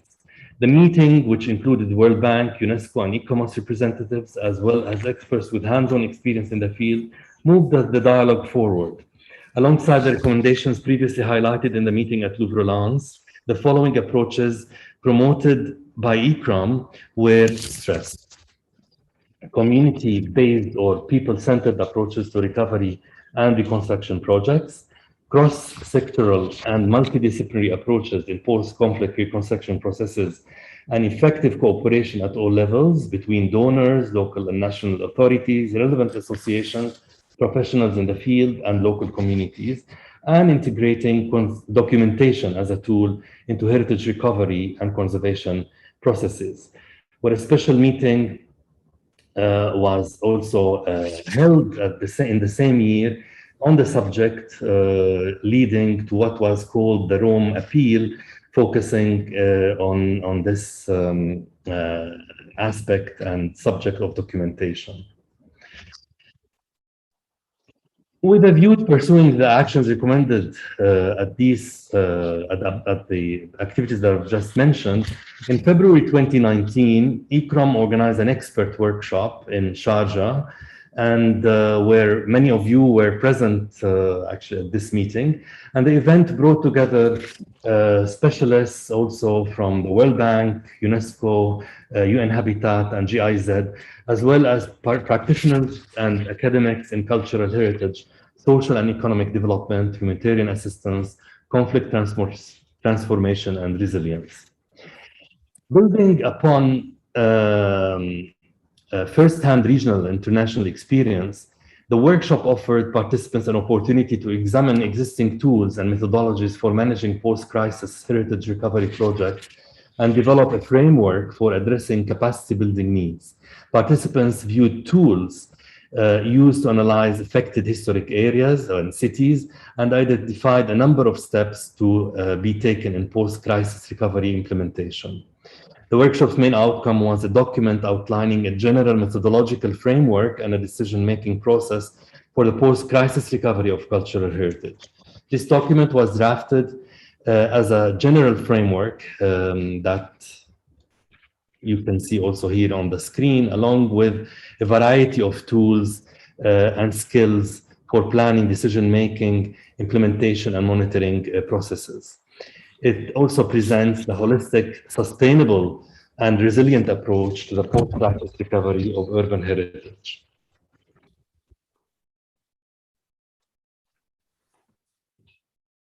This slide also explains this approach that we are trying to take forward through our activities also in the field. So inclusive, holistic, context-specific, and compatible related to the SDGs of the UN development goals are at the heart of this approach. So this slide also shows the 3 phases of recovery processes, highlighting the cross-sectoral and sector-specific interventions where we are developing this guidance. Following ICRAM's involvement in these activities and we have contributed to the Warsaw recommendation with the colleagues from ICRAM who are present with us today. And we contributed to the recommendations itself, which was an experience built within the reconstruction of the Warsaw reconstruction after World War II, and its inscription on World Heritage list, if you recall. In order to ensure wide dissemination, also we have collaborated with the National Polish Committee of the World Heritage and UNESCO to produce an official Arabic version of recommendations, which was released in December 2020 to benefit the region. And as Professor Keeley also explained the important and significant work that we have taken together to complement the research that we have done at ICRAM in the area of recovery and reconstruction of cultural heritage, and learning from previous experiences through these case studies, ICOMOS and ICRAM launched this project, and we are hoping to continue this project with ICOMOS, and we will. And this, as you have seen, this project sought to harness the existing knowledge and capacities of both bodies so as to explore how best to learn from experience, and its objective was to clarify issues of recovery and reconstruction and gather insights to improve such guidance. Taking it into the field, having developed such methodologies, we tried to see how these we could be examined in real-world projects. So the Western Sudan Community Museums project, which was developed by ICRAM working with the National Cooperation of Antiquities and Museums in Sudan, it was financed by the British Council. We tried here to address post-conflict recovery needs. And the idea here was mainly tailored for community museums to form cultural hubs for reconciliation and celebration of shared Sudanese cultural heritage in all its forms, in areas where, in the Western Sudan, of course, you all are familiar with Darfur and the tribes that were in conflict at the time. So the project addressed a range of emerging issues relevant to the role of museums, and also how these museums could work outside the walls of the museums and helping to rebuild peace and civic and social cohesion. The project culminated in the revitalization of the museums and cooperation between local and international experts to restore historic buildings, record and conserve collections, create new exhibitions, improve education in the museums, and document Sudanese living heritage in 52 short films. Of course, these museums are at the center of cities in the places we worked. The importance of the project lies in the implementation of an integrated approach that ranged from people-centered to sustainable and holistic recovery methods. So you see some pictures of these. And you are all familiar also, as part of ICRAM and UNESCO's joint efforts to recover the devastated cultural heritage of Iraq, UNESCO and ICRAM joined forces in 2020 to work on implementation of a capacity building component of the project to revive the spirit of Mosul. The aim of this component is rebuilding the city's monumental landmarks, and it is funded by the government of the UAE as well as the European Union. The joint project in Mosul is being implemented in parallel with other reconstruction efforts by UNESCO Iraq, and aims at building the necessary professional and craftsmanship capacities and raising awareness within the local community of Mosul of the process of heritage recovery.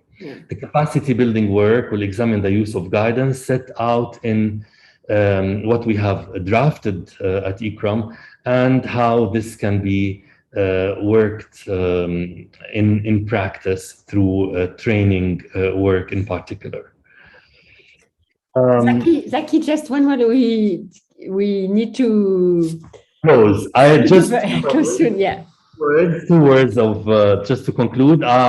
Based on the various approaches, including the CURE approach that was developed by UNESCO and the World Bank, we will continue to contribute to this area, and through education, we have also research work being done through our master program jointly implemented with Sharjah University. And we have worked on raising awareness through traveling exhibitions of destroyed cities in the region. This exhibition traveled to various places in the past few years, and also to develop and encourage and initiatives in this field. We have also included in the award program that we have for good practices of recovery and reconstruction. And the winner of the last ICRAM Sharjah award was the Aga Khan Trust for Culture, who started a project in the city of Aleppo in restoring what was in a souk, in a commercial area called Souk al-Saqatiyya. A few words you see here on the screen. These are our key words for conclusions. We can continue to work on living heritage, integrated, people-centered partnerships, young, and how we work with the youth, and also how we are going to develop didactic tools for practitioners and stakeholders in the future. And I finish with these two slides on resilience from previous participants. This is a church in Homs in Syria, where people were praying without a roof. And of course, I wanted also to highlight once again the youth and the future when we work in this area. Thank you very much for your attention. Thank you. Thank you very much, Taki, for this very complete panorama of what has been done by ICRAM over the past 10 years. And beyond ICRAM, it's also very helpful to take the measure of the reflection which has been led among the conservation community over these past years, and yes, how much work we've done all together. I'm now giving the floor to Christian Host, who will explore the question from a different perspective, more from an economic perspective. So Christian, I give you the floor. Thank you, Marie-Laure. I guess I can make the thing that you can hear me and see the slides. Yes. Okay, this is the end. Okay, ready to. Okay. So I would like to thank you also, of course, ARC-WH and especially Mohamed and Dear Amra for organizing all this conference.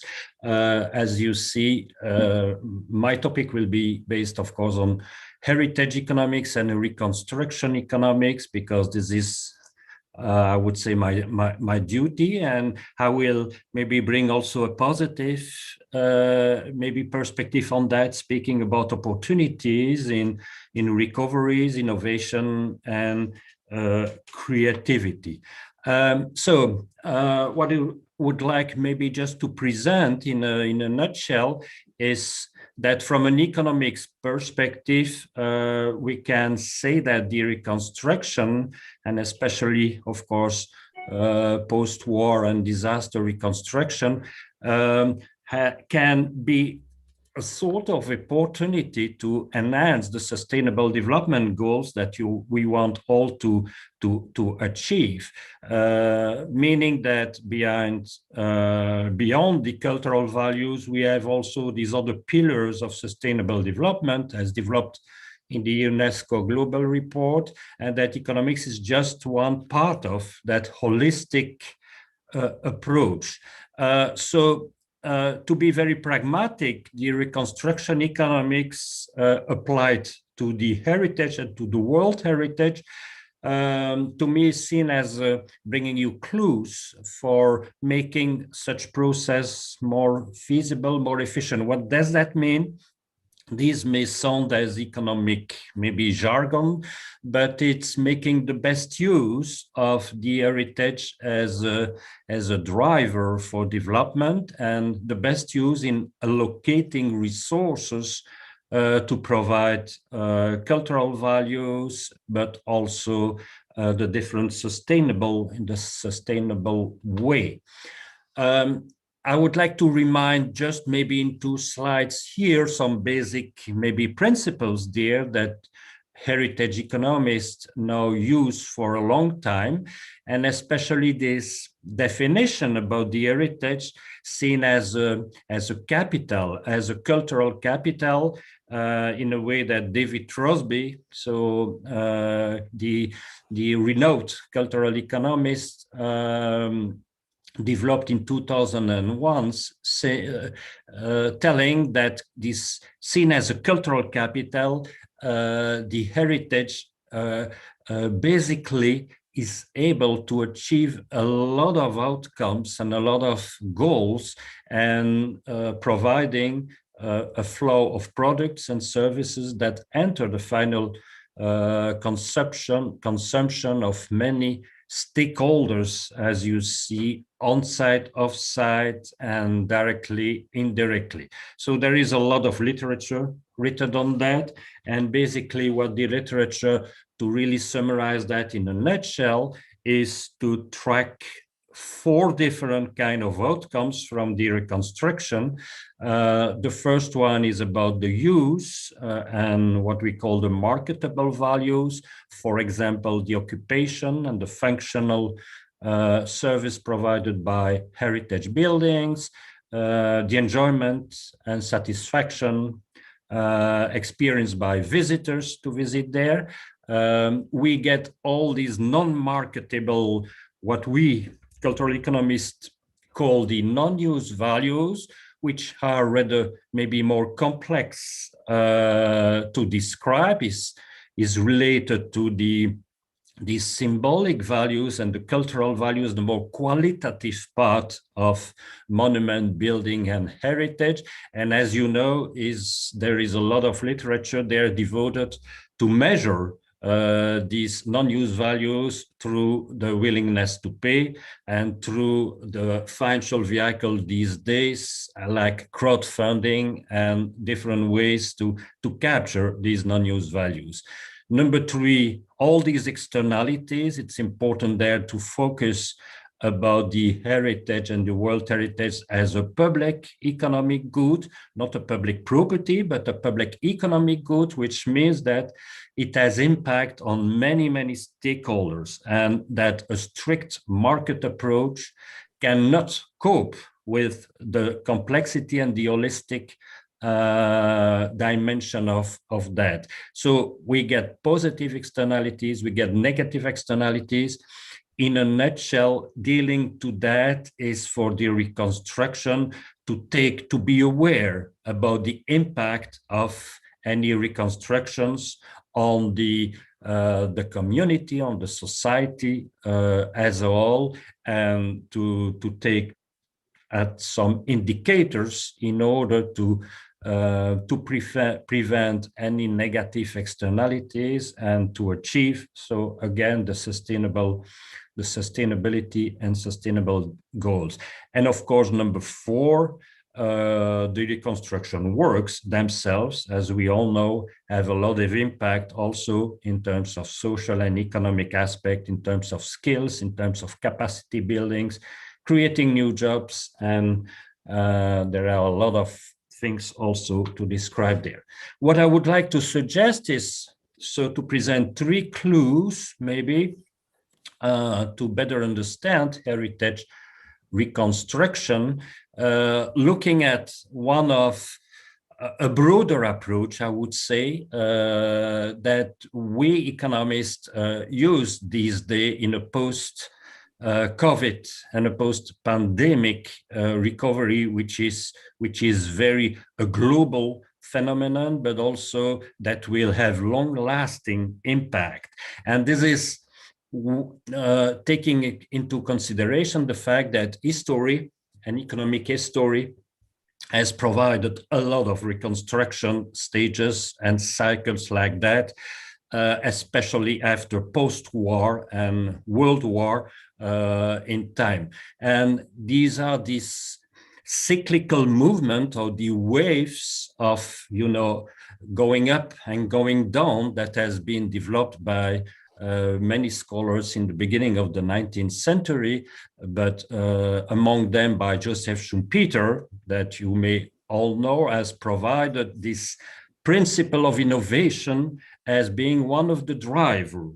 So my question here can be about how we can rely on innovation and creativity, and also entrepreneurship. I will rather be careful to use this word, but as an element, as a factor, as really a condition for the success of recovery and upturn movement. So on your slide here, and I don't have time enough, to go back to the 18th century, so don't be afraid. But I would like just to take maybe the last century to provide you with what we call these three last waves of innovation that we saw, and to make in parallel how heritage and conservation was developed through these different stages.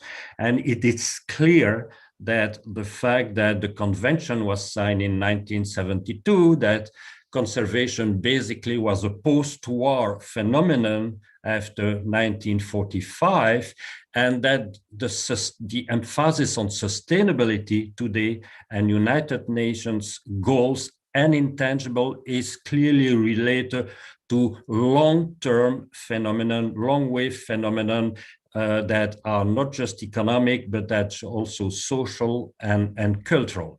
So it should not be difficult to understand that there is a link between the heritage itself and the timeline of heritage with construction, with prevention, with destruction, with some response to crisis, to affect. Everything could be somehow related to the background of the long-term economic process.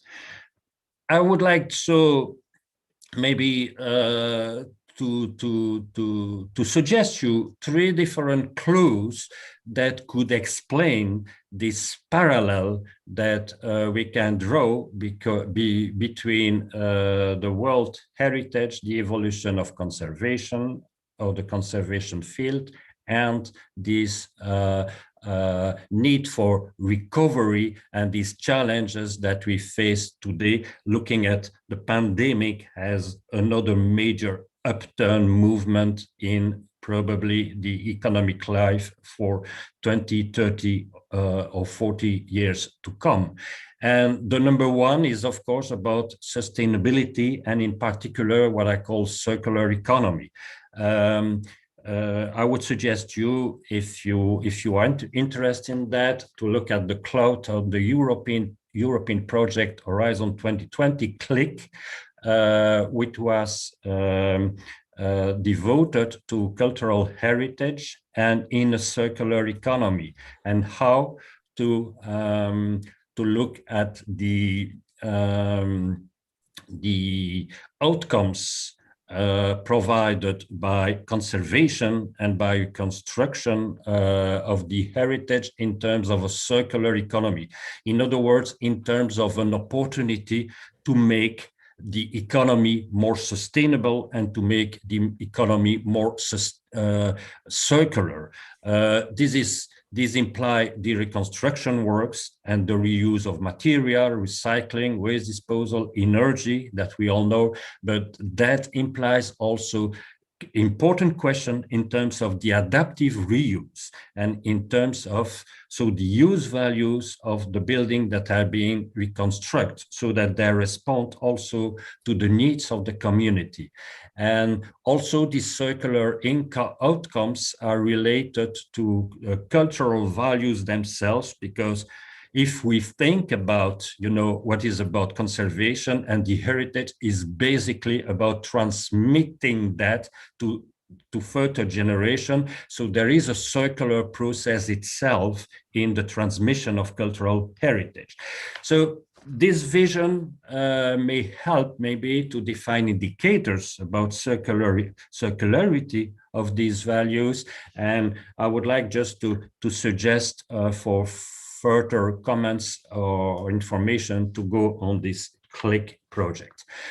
My second clue is basically about something that has been highlighted already in the previous presentation. It's about the human-centered and participatory approach, which is really a conditions for so that the recovery be successful, because it is shared, because it is, you see, a common goal that we focus. So I take this participatory approach not just as a capacity building or a principle of conservation that is extended to community, but as a main phenomenon that we live in the society through the social networks, through internet, and then to see that it is not possible to be successful with some recoveries if we don't partake, if we don't share everything with the community itself. So it's really a basic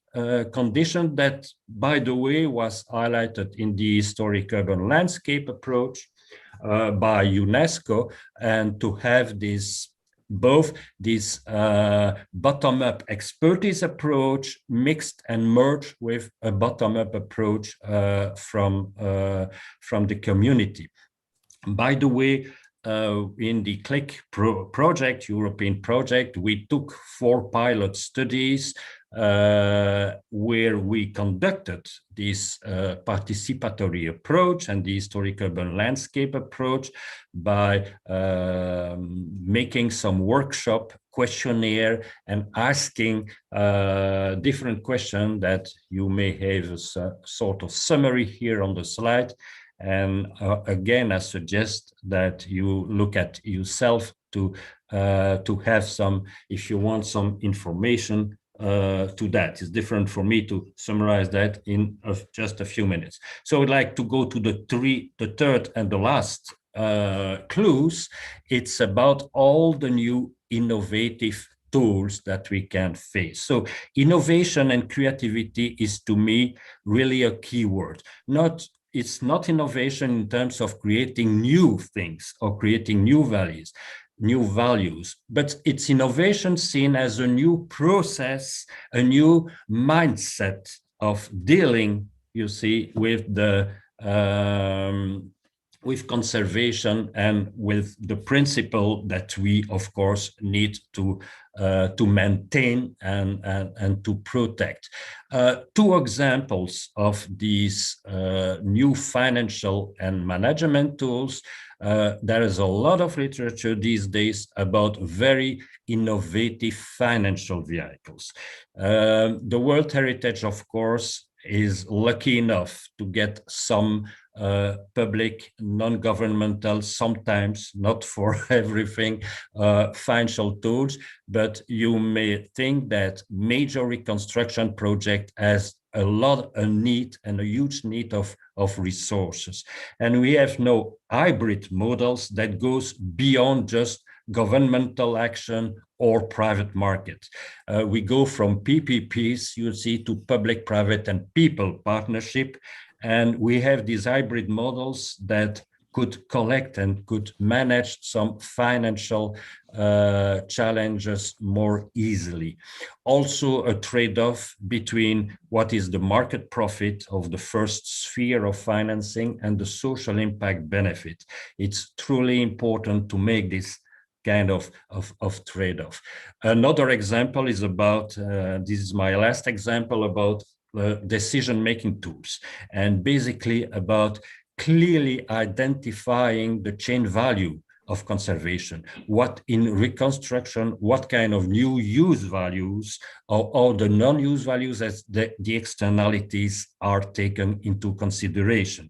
And we can use for that, the example here is the flourishing business model that is used for sustainable project where profit is no more the first objective, but we take a multi-objective, you see, ways to check the feasibility and the viability of the project. This new sustainable business model have been also one of the European projects that we were concerned with, some in the CLIC and some in another project. And we deal also there with a training in entrepreneurship. Creativity is basically an artistic thing. When you look at it, and creativity went to the business world and the economic world, but it's important that entrepreneurship would be provided in terms of training, not just to help people in doing something, but to create again a mindset in order to make things more feasible and more viable. And the C-Ship project that we developed in the business schools in Brussels is one of the things that we hope can help the recovery and the post-COVID recovery benefit to the artistic sector and the cultural sector. I think this is all. Thank you for your attention. Well, thank you very much, Christian, for this very interesting presentation, which opens a fresh perspective with and provides new clues with a very optimistic message and background. And I think we need to remain optimistic, especially in difficult issues and situations. So thank you very much. Mario, I'm very happy to give you the floor if you can start now. Thank you, Marilou. So I'm going to share my screen. Yes, thank you. Well, my topic is going to be technology, and actually, I am quite. We're in a technology world in which you can actually do two meetings at the same time. We couldn't do this in the past, right? So I am actually both at the ICOMOS General Assembly as I'm meeting you now in Manama. So, well, so some distractions I would say technology can bring to us. I don't know if or everything is positive.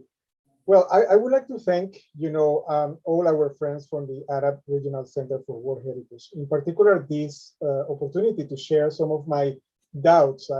I apologize in advance for my lecture because I'm going to have more questions than I'm going to have answers for you, right?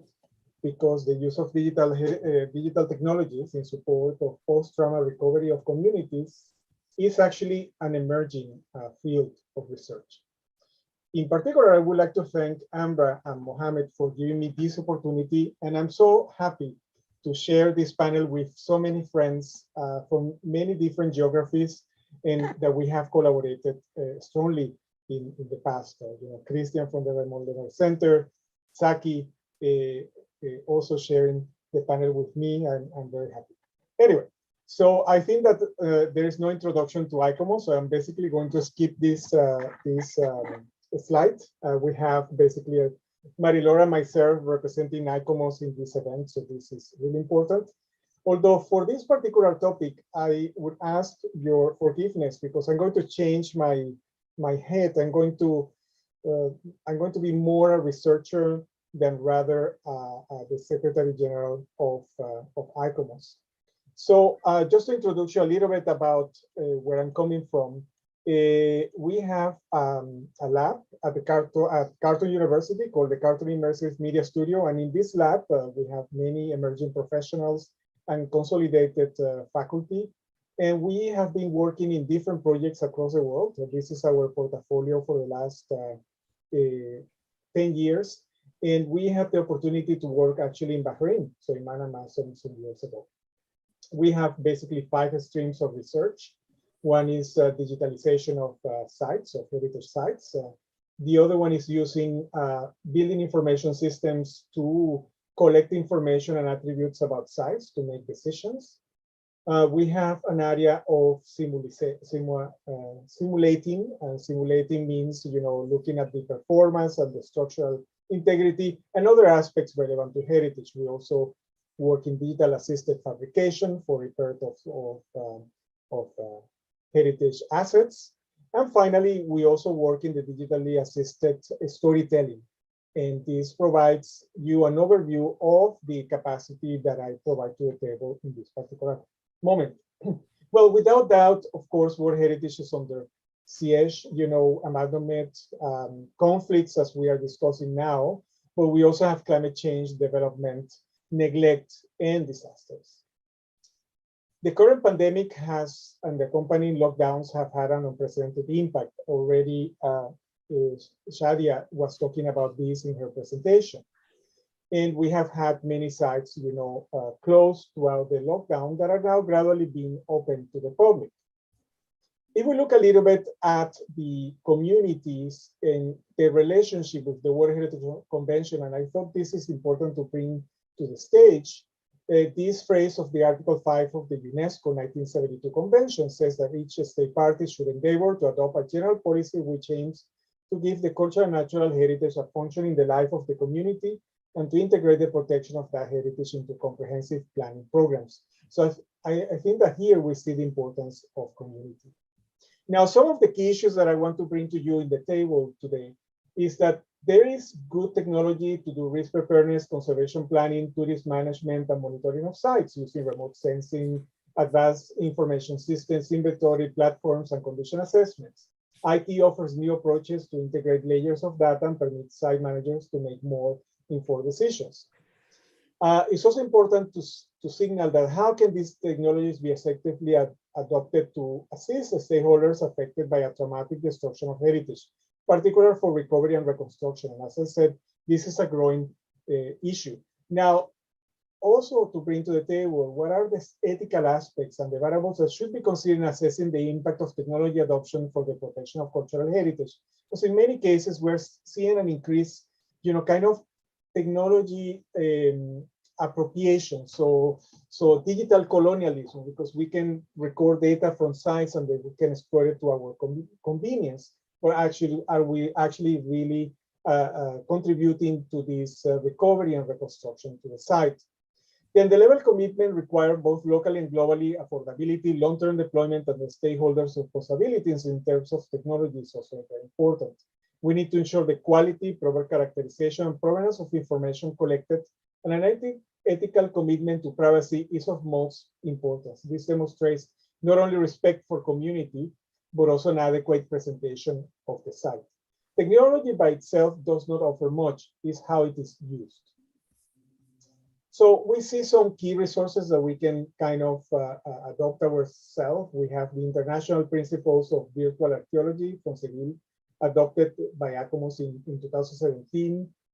We have the ICOMOS Guidance on Post-Trauma and Reconstruction. The ARCHE system developed by the Getty is widely used in many applications, such as the EMENA for the inventory of critical sites. So the relationship of good information, good decision is very strong. And I think that these two words, why are we doing things, actually has to prevail in how we do and how we adapt the technology. Also, an important thing that I want to signal is that, as conserving endangered species, if we digitize, a Borneo orangutan or a Reginald tiger, I'm sorry for being a little bit sarcastic, they are not going to be preserved. We need to preserve them. And I think that heritage places is the same. So the digital, let's say the digital recording and reconstruction digitally of sites do not replace any sites at all. Digital information is just one layer of this data that we need to collect to be able to do our work. In 2003, I had the unique experience to work in Bamiyan. We recorded the site using just a total station, merely taking points every second, producing some basic drawings of the site. Now, in the latest years, for instance, here in Tutankhamun for the Getty Conservation Institute, and in Paphos for the Getty, also for the Getty Conservation Institute, we are able to collect information of these very important sites in a relatively short time with a lot of integrity of the data and very fast. And then we can produce records that are able to inform the conservation management of this particular properties. So if we identify cultural heritage communities, we see the site custodians, the local stakeholders, the experts, the visitors, and other people. And it will be interesting to see how technology interacts between all these groups.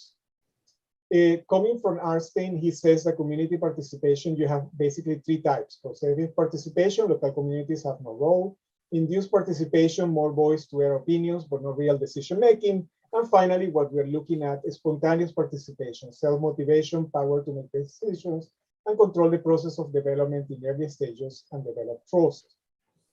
So there is an example from the public lab process, which is a kind of open source application to engage communities, is that they say that they engage people as fellow researchers, not as subjects.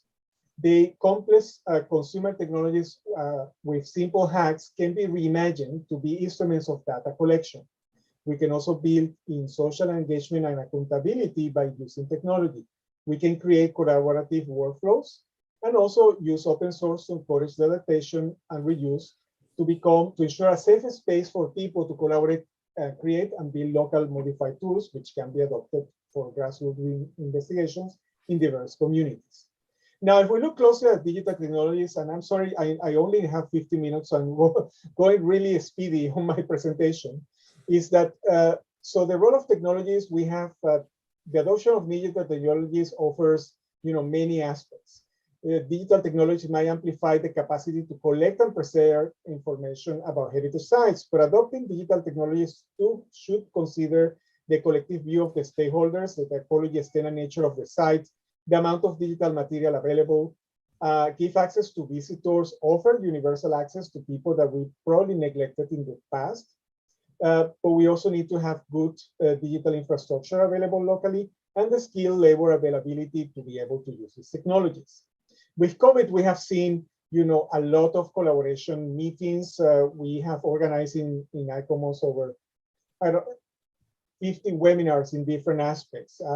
We have experimented with networks. We have been able to provide some remote access to sites, virtual visits, guided tours using the internet, and breaking time zones, as I said before, connecting and networking. How are we using these learning opportunities for the future to come?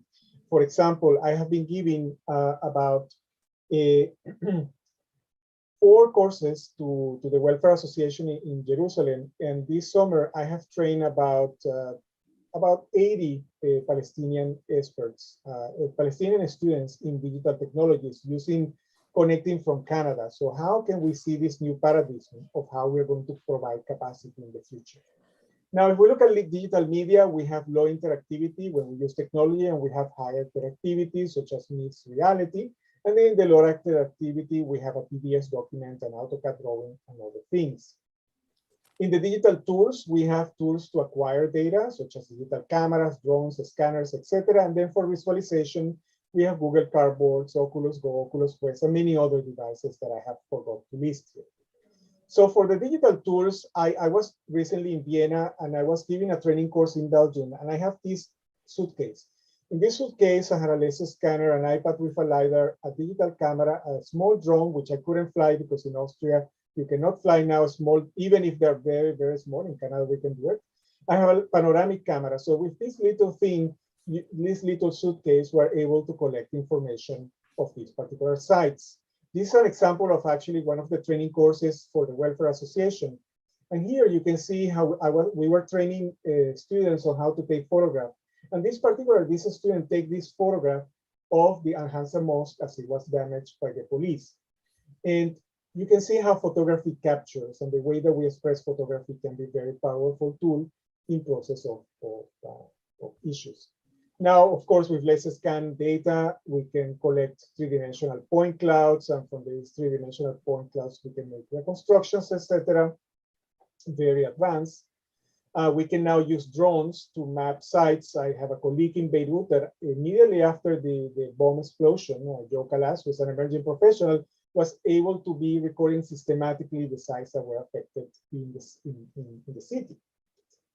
With drones, we are able to produce, photogrammetric models, and in these particular photogrammetric models, we can look at the topography of sites, and with the topography, we can see how water is being evacuated from the site with pathos in Cyprus. Or we can use three-dimensional modeling to understand all the connections of the different elements. This is the Nyatapola temple that was affected by an earthquake in 2017, and we were able to produce a model in which we tried some of the finite element modeling to understand the structural integrity of this site. And this is one of my students working with intangible heritage, recording with low-speed cameras, the way that a carpenter cuts a timber element in Canada, then reconstructed it digitally. So I mean, digital technologies can offer a lot. This is another of our students, Abu, who is working in the condition assessment of paintings using technologies such as this. So we have a lot of things. Now, if we go down to the technology, nowadays we have a camera with note-taking and apps. I'm sorry, a smartphone with a camera, note-taking apps, and connected to the internet. And this could be a very important element to work. Now, in the development of recording sites and disseminating, we have a digital workflow. In this digital workflow, we have to create assets, and then we have to put them in platforms, and we need to access them with tools and accessories.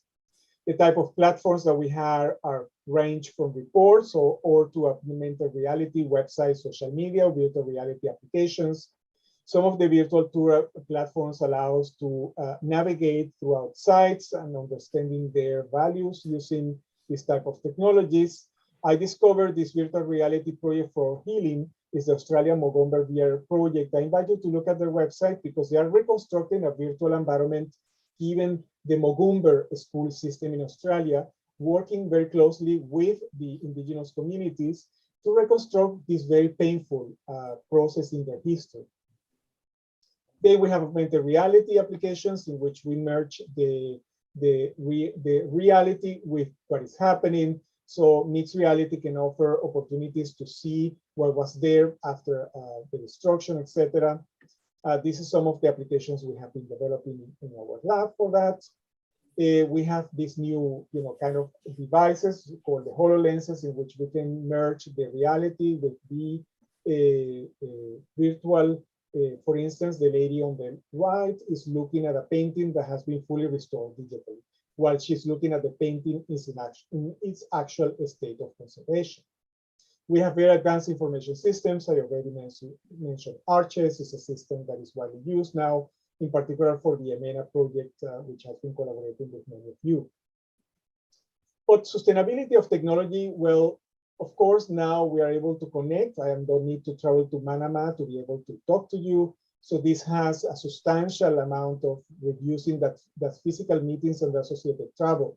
How are we going to do this in the future? So I think that this part requires a bit of research.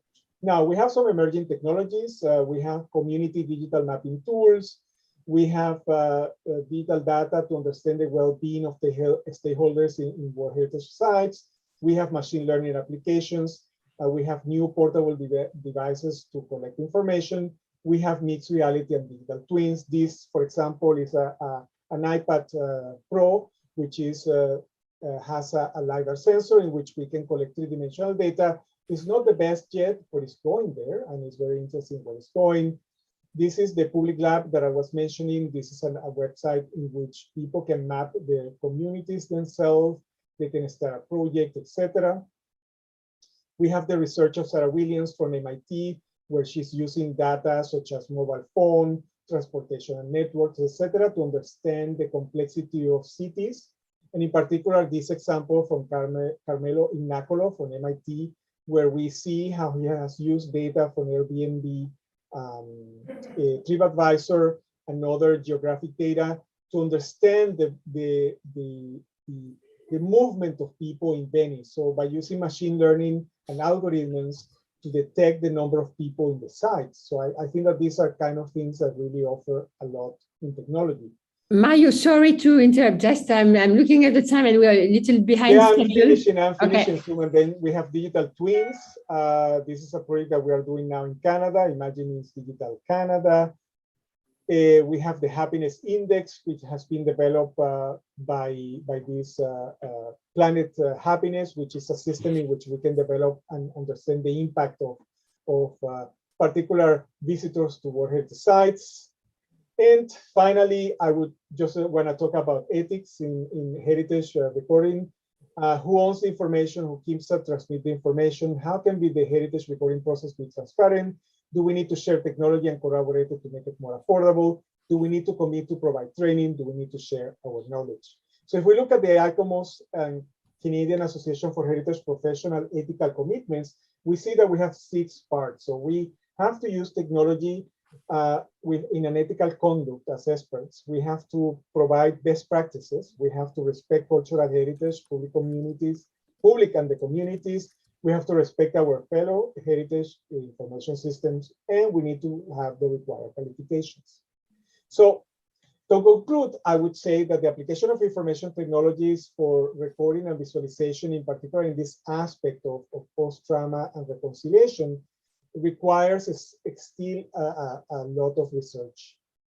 Very little has been developed or written about how these tools can contribute in an equal measure to the recovery of the sites. New apps for community mapping, virtual reality, etc., offer new opportunities, but they might also offer new challenges. Capacity building using distance learning approaches for communities should be further developed. And finally, any technological development should take into consideration social justice, ownership of outcomes, sustainability, while authenticity versus resilience should be an integral part of the development of the strategies. And this comes from Marie-Laure, and with this I conclude. Thank you very much, Mario. Yes, we don't have so much time, and we received very much food for thought. So I suggest that we don't start a broad reflection now. We have 2.5 more days.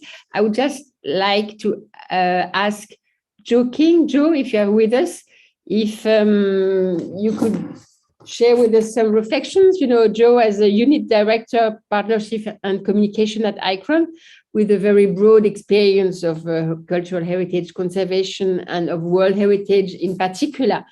Does your experience with World Heritage lead you to emphasize some of the aspects that were shared with us by our speakers this morning? Thank you, Marie-Laure. Can you hear me? Yes, very well. Thank you. Okay, good. Thank you. All right. So thank you, and I'll try to be brief. I know we're almost out of time. I wanted to just first, though, take the opportunity to pay my respects to Sheikh Ahmed, who, of course, created the ArcWH, and ArcWH has been a strong, important partner of ICROM, both in Rome and in Sharjah now for many years. And so I wanted to just sort of mention her, and also, and I don't know if Sultan is going to still be with us or not, but I also did want to mention Sultan Barakat, who was supposed to be sort of my co-respondent here. He has been an influence on me for probably almost 30 years now in relation to the issue of reconstruction and post-conflict situations. And so I wanted to just specifically give a mention on him and thank him for his inspiration over all these years. So in terms of the presentations this morning, first I want to thank all of the speakers. I think it was a really rich group of presentations, and I certainly learned a lot myself. I think the issue that keeps popping back into my mind as I listen to each of the presentations goes back to what do we mean by reconstruction? What are we actually talking about when we talk about reconstruction? I suspect that we all in our heads think we know what we're talking about, but my guess would be that if we asked each one of us to put a definition of reconstruction down on paper, I think you would wind up getting wildly divergent meanings of actually what reconstruction means. Lachlan Kelly spoke about that a little bit, the definitions of it, but you know, some people talk about the reconstruction as a replica, as creation of a replica. We also sometimes talk about creating a new building in the place of an old building, reusing old parts for new parts, uses, the reuse of buildings in a particular place. But I think all of that really talks about different kinds of definitions as to what we're talking about when we talk about reconstruction. And so one of the things that struck me as I was listening to all of the presentations was, you know, are all of the speakers actually talking about the same thing as they go along? I noticed that my colleague, Zaki Aslan, spoke mostly about recovery. And I think that's something that we do at ICROM. We prefer to talk about recovery because it's not so much the physical reconstruction of a particular building or a particular place, but it's about the recovery of the communities. It's about the recovery of the places. And I think that's an important thing for us to keep in mind. The concept of reconstruction can be a piece of the recovery process, but almost always the recovery process is a much more complex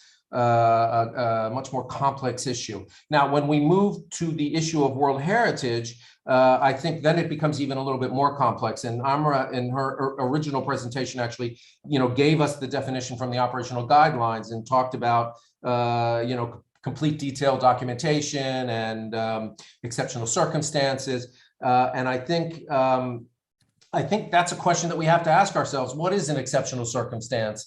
Is the loss of the Mostar Bridge an exceptional circumstance? I would say yes, it probably is. Is the loss of the Kasubi tombs? We saw a picture, somebody, actually, unfortunately, I don't think we'll get that presentation later, but we saw a picture of the Kasubi tombs. Was that an exceptional circumstance? Yes, it probably was. But what about the Georgian Bagrati Cathedral in Georgia, which was destroyed over 100 years ago, 200 years ago, whatever it was?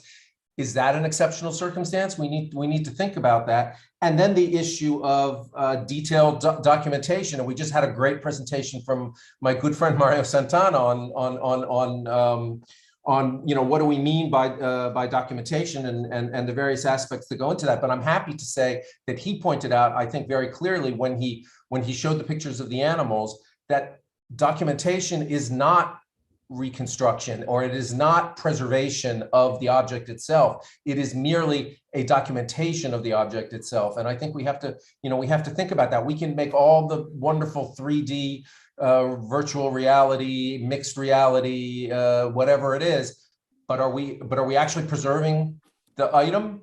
Not really, to be honest with you. And I think we need to think about that. We need to recognize those limitations. So then that leads to the issue of outstanding universal value. And as Christina Cameron, and this was mentioned also in an early presentation, said that we do have to focus on preserving that outstanding universal value. But that's only one of the values that we need to be looking at. And we heard a whole presentation by Christian Ost on the economic value, the use value, the non-use values, all of those things. And I think all of those things need to be put into that equation, and we need to be considering those issues when we actually look at value. Those of us working in the World Heritage Convention obviously are most interested in the OUV. But to be honest with you, we're only one stakeholder in this process. And is that going to be important consideration to communities?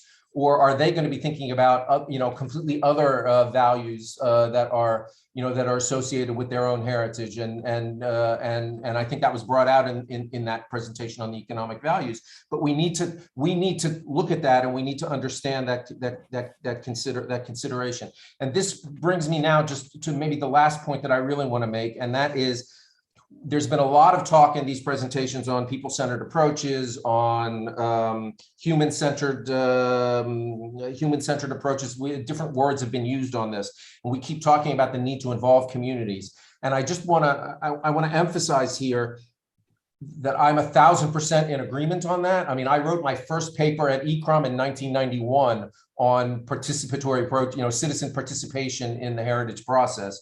But the thing I want to underline here, and after listening to the presentations, and I just want to underline it, is the fact that it's not easy, and that's not an easy process at all. It's not just a question of sitting down and getting, and everyone's going to harmoniously, as a community, come up with one way of doing things. There are going to be a lot of different opinions. There are going to be a lot of conflicting opinions, even within a community.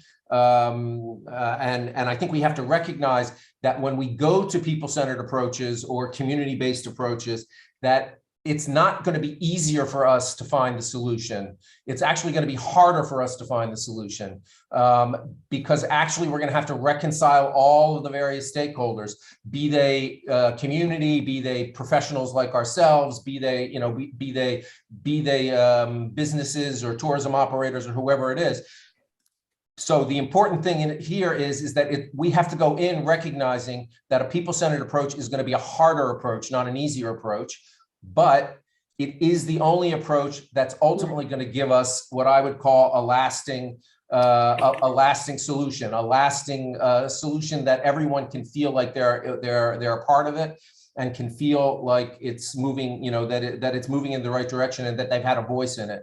So I think ultimately we need to think, you know, that this is, you know, that people-centered approach is the beginning of a process. And I would conclude by saying that I think that process never ends. Going back to what Lachlan said before about a wicked, what was the terminology? A wicked problem. A wicked problem, yes, which I love that because as soon as you start that people-centered approach, your problem is going to change because people are going to bring new ideas into it and new issues into it, and so the problem itself is going to change as we move forward. So this is a process that never ends. The recovery process, of which reconstruction may be a small part of it, is something that never ends. But we have to go through it, and it's always going to be building toward the future. And I think that's actually the important thing that we need to look at. So I think with that, I hope I've kept the time, Marie-Laure. No, you're perfect. Thank you very much for sharing all these, you know, various thoughts and different aspects, and keeping the time at the same time, because yes, it's just slightly after 1. We were supposed to ask Sultan to share some thoughts with us too, but I think I don't see him now. Yeah, we lost him. Yeah, we lost him. I'm sorry. Yeah. I'm sorry, okay. Because he's actually much more eloquent than I am. I'm really sorry to hear that. So maybe we just make a break now, Mohamed. Just yes. We end now. So I thank my 4 speakers and Joe very much for this session this morning, because I think it was very interesting and very diverse and very constructive at the same time, even if we still wonder what reconstruction is, as you say, Joe, but at least we said what it's not, or what it is not only. So it's a good start. So on this basis, maybe I wish a good lunch for those of you who are at lunchtime, and or coffee or tea if it's another time for you. And so we come back in 1 hour, Mohamed? Yes. Okay, Thank you. So I give you back the floor. Thank you. Thank you very much for your excellent moderation, and thanks to all the speakers for their very other presentation and all the insightful information we got. It's in fact a very complex topic, and we had much more to learn, and we have much more to learn in the coming days. So now we take 1 hour break. I would like just to remind our colleagues that are speaking in the following session to meet us 15 or 20 minutes before the start of the second session. And I wish you a good break. Thank you all.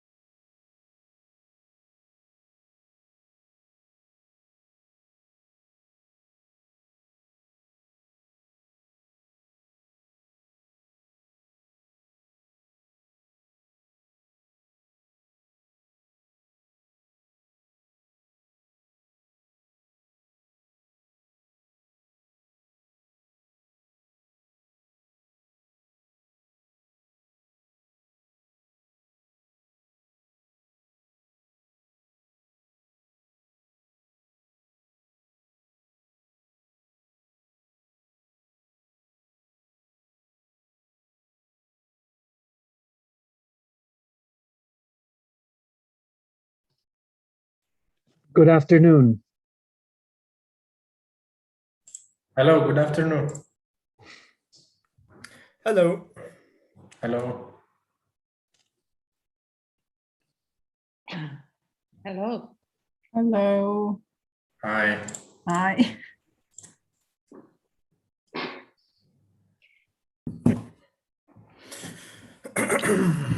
Hi, Amra. How are you? Val, thank you. How are you? I'm doing well, thank you. Great. Thank you very much for joining us. Hello. Have Of you been course. able to follow the first session? No, I had another call this morning. I had a meeting. I joined briefly to listen to one or two, but I wasn't able to watch all. Okay, great.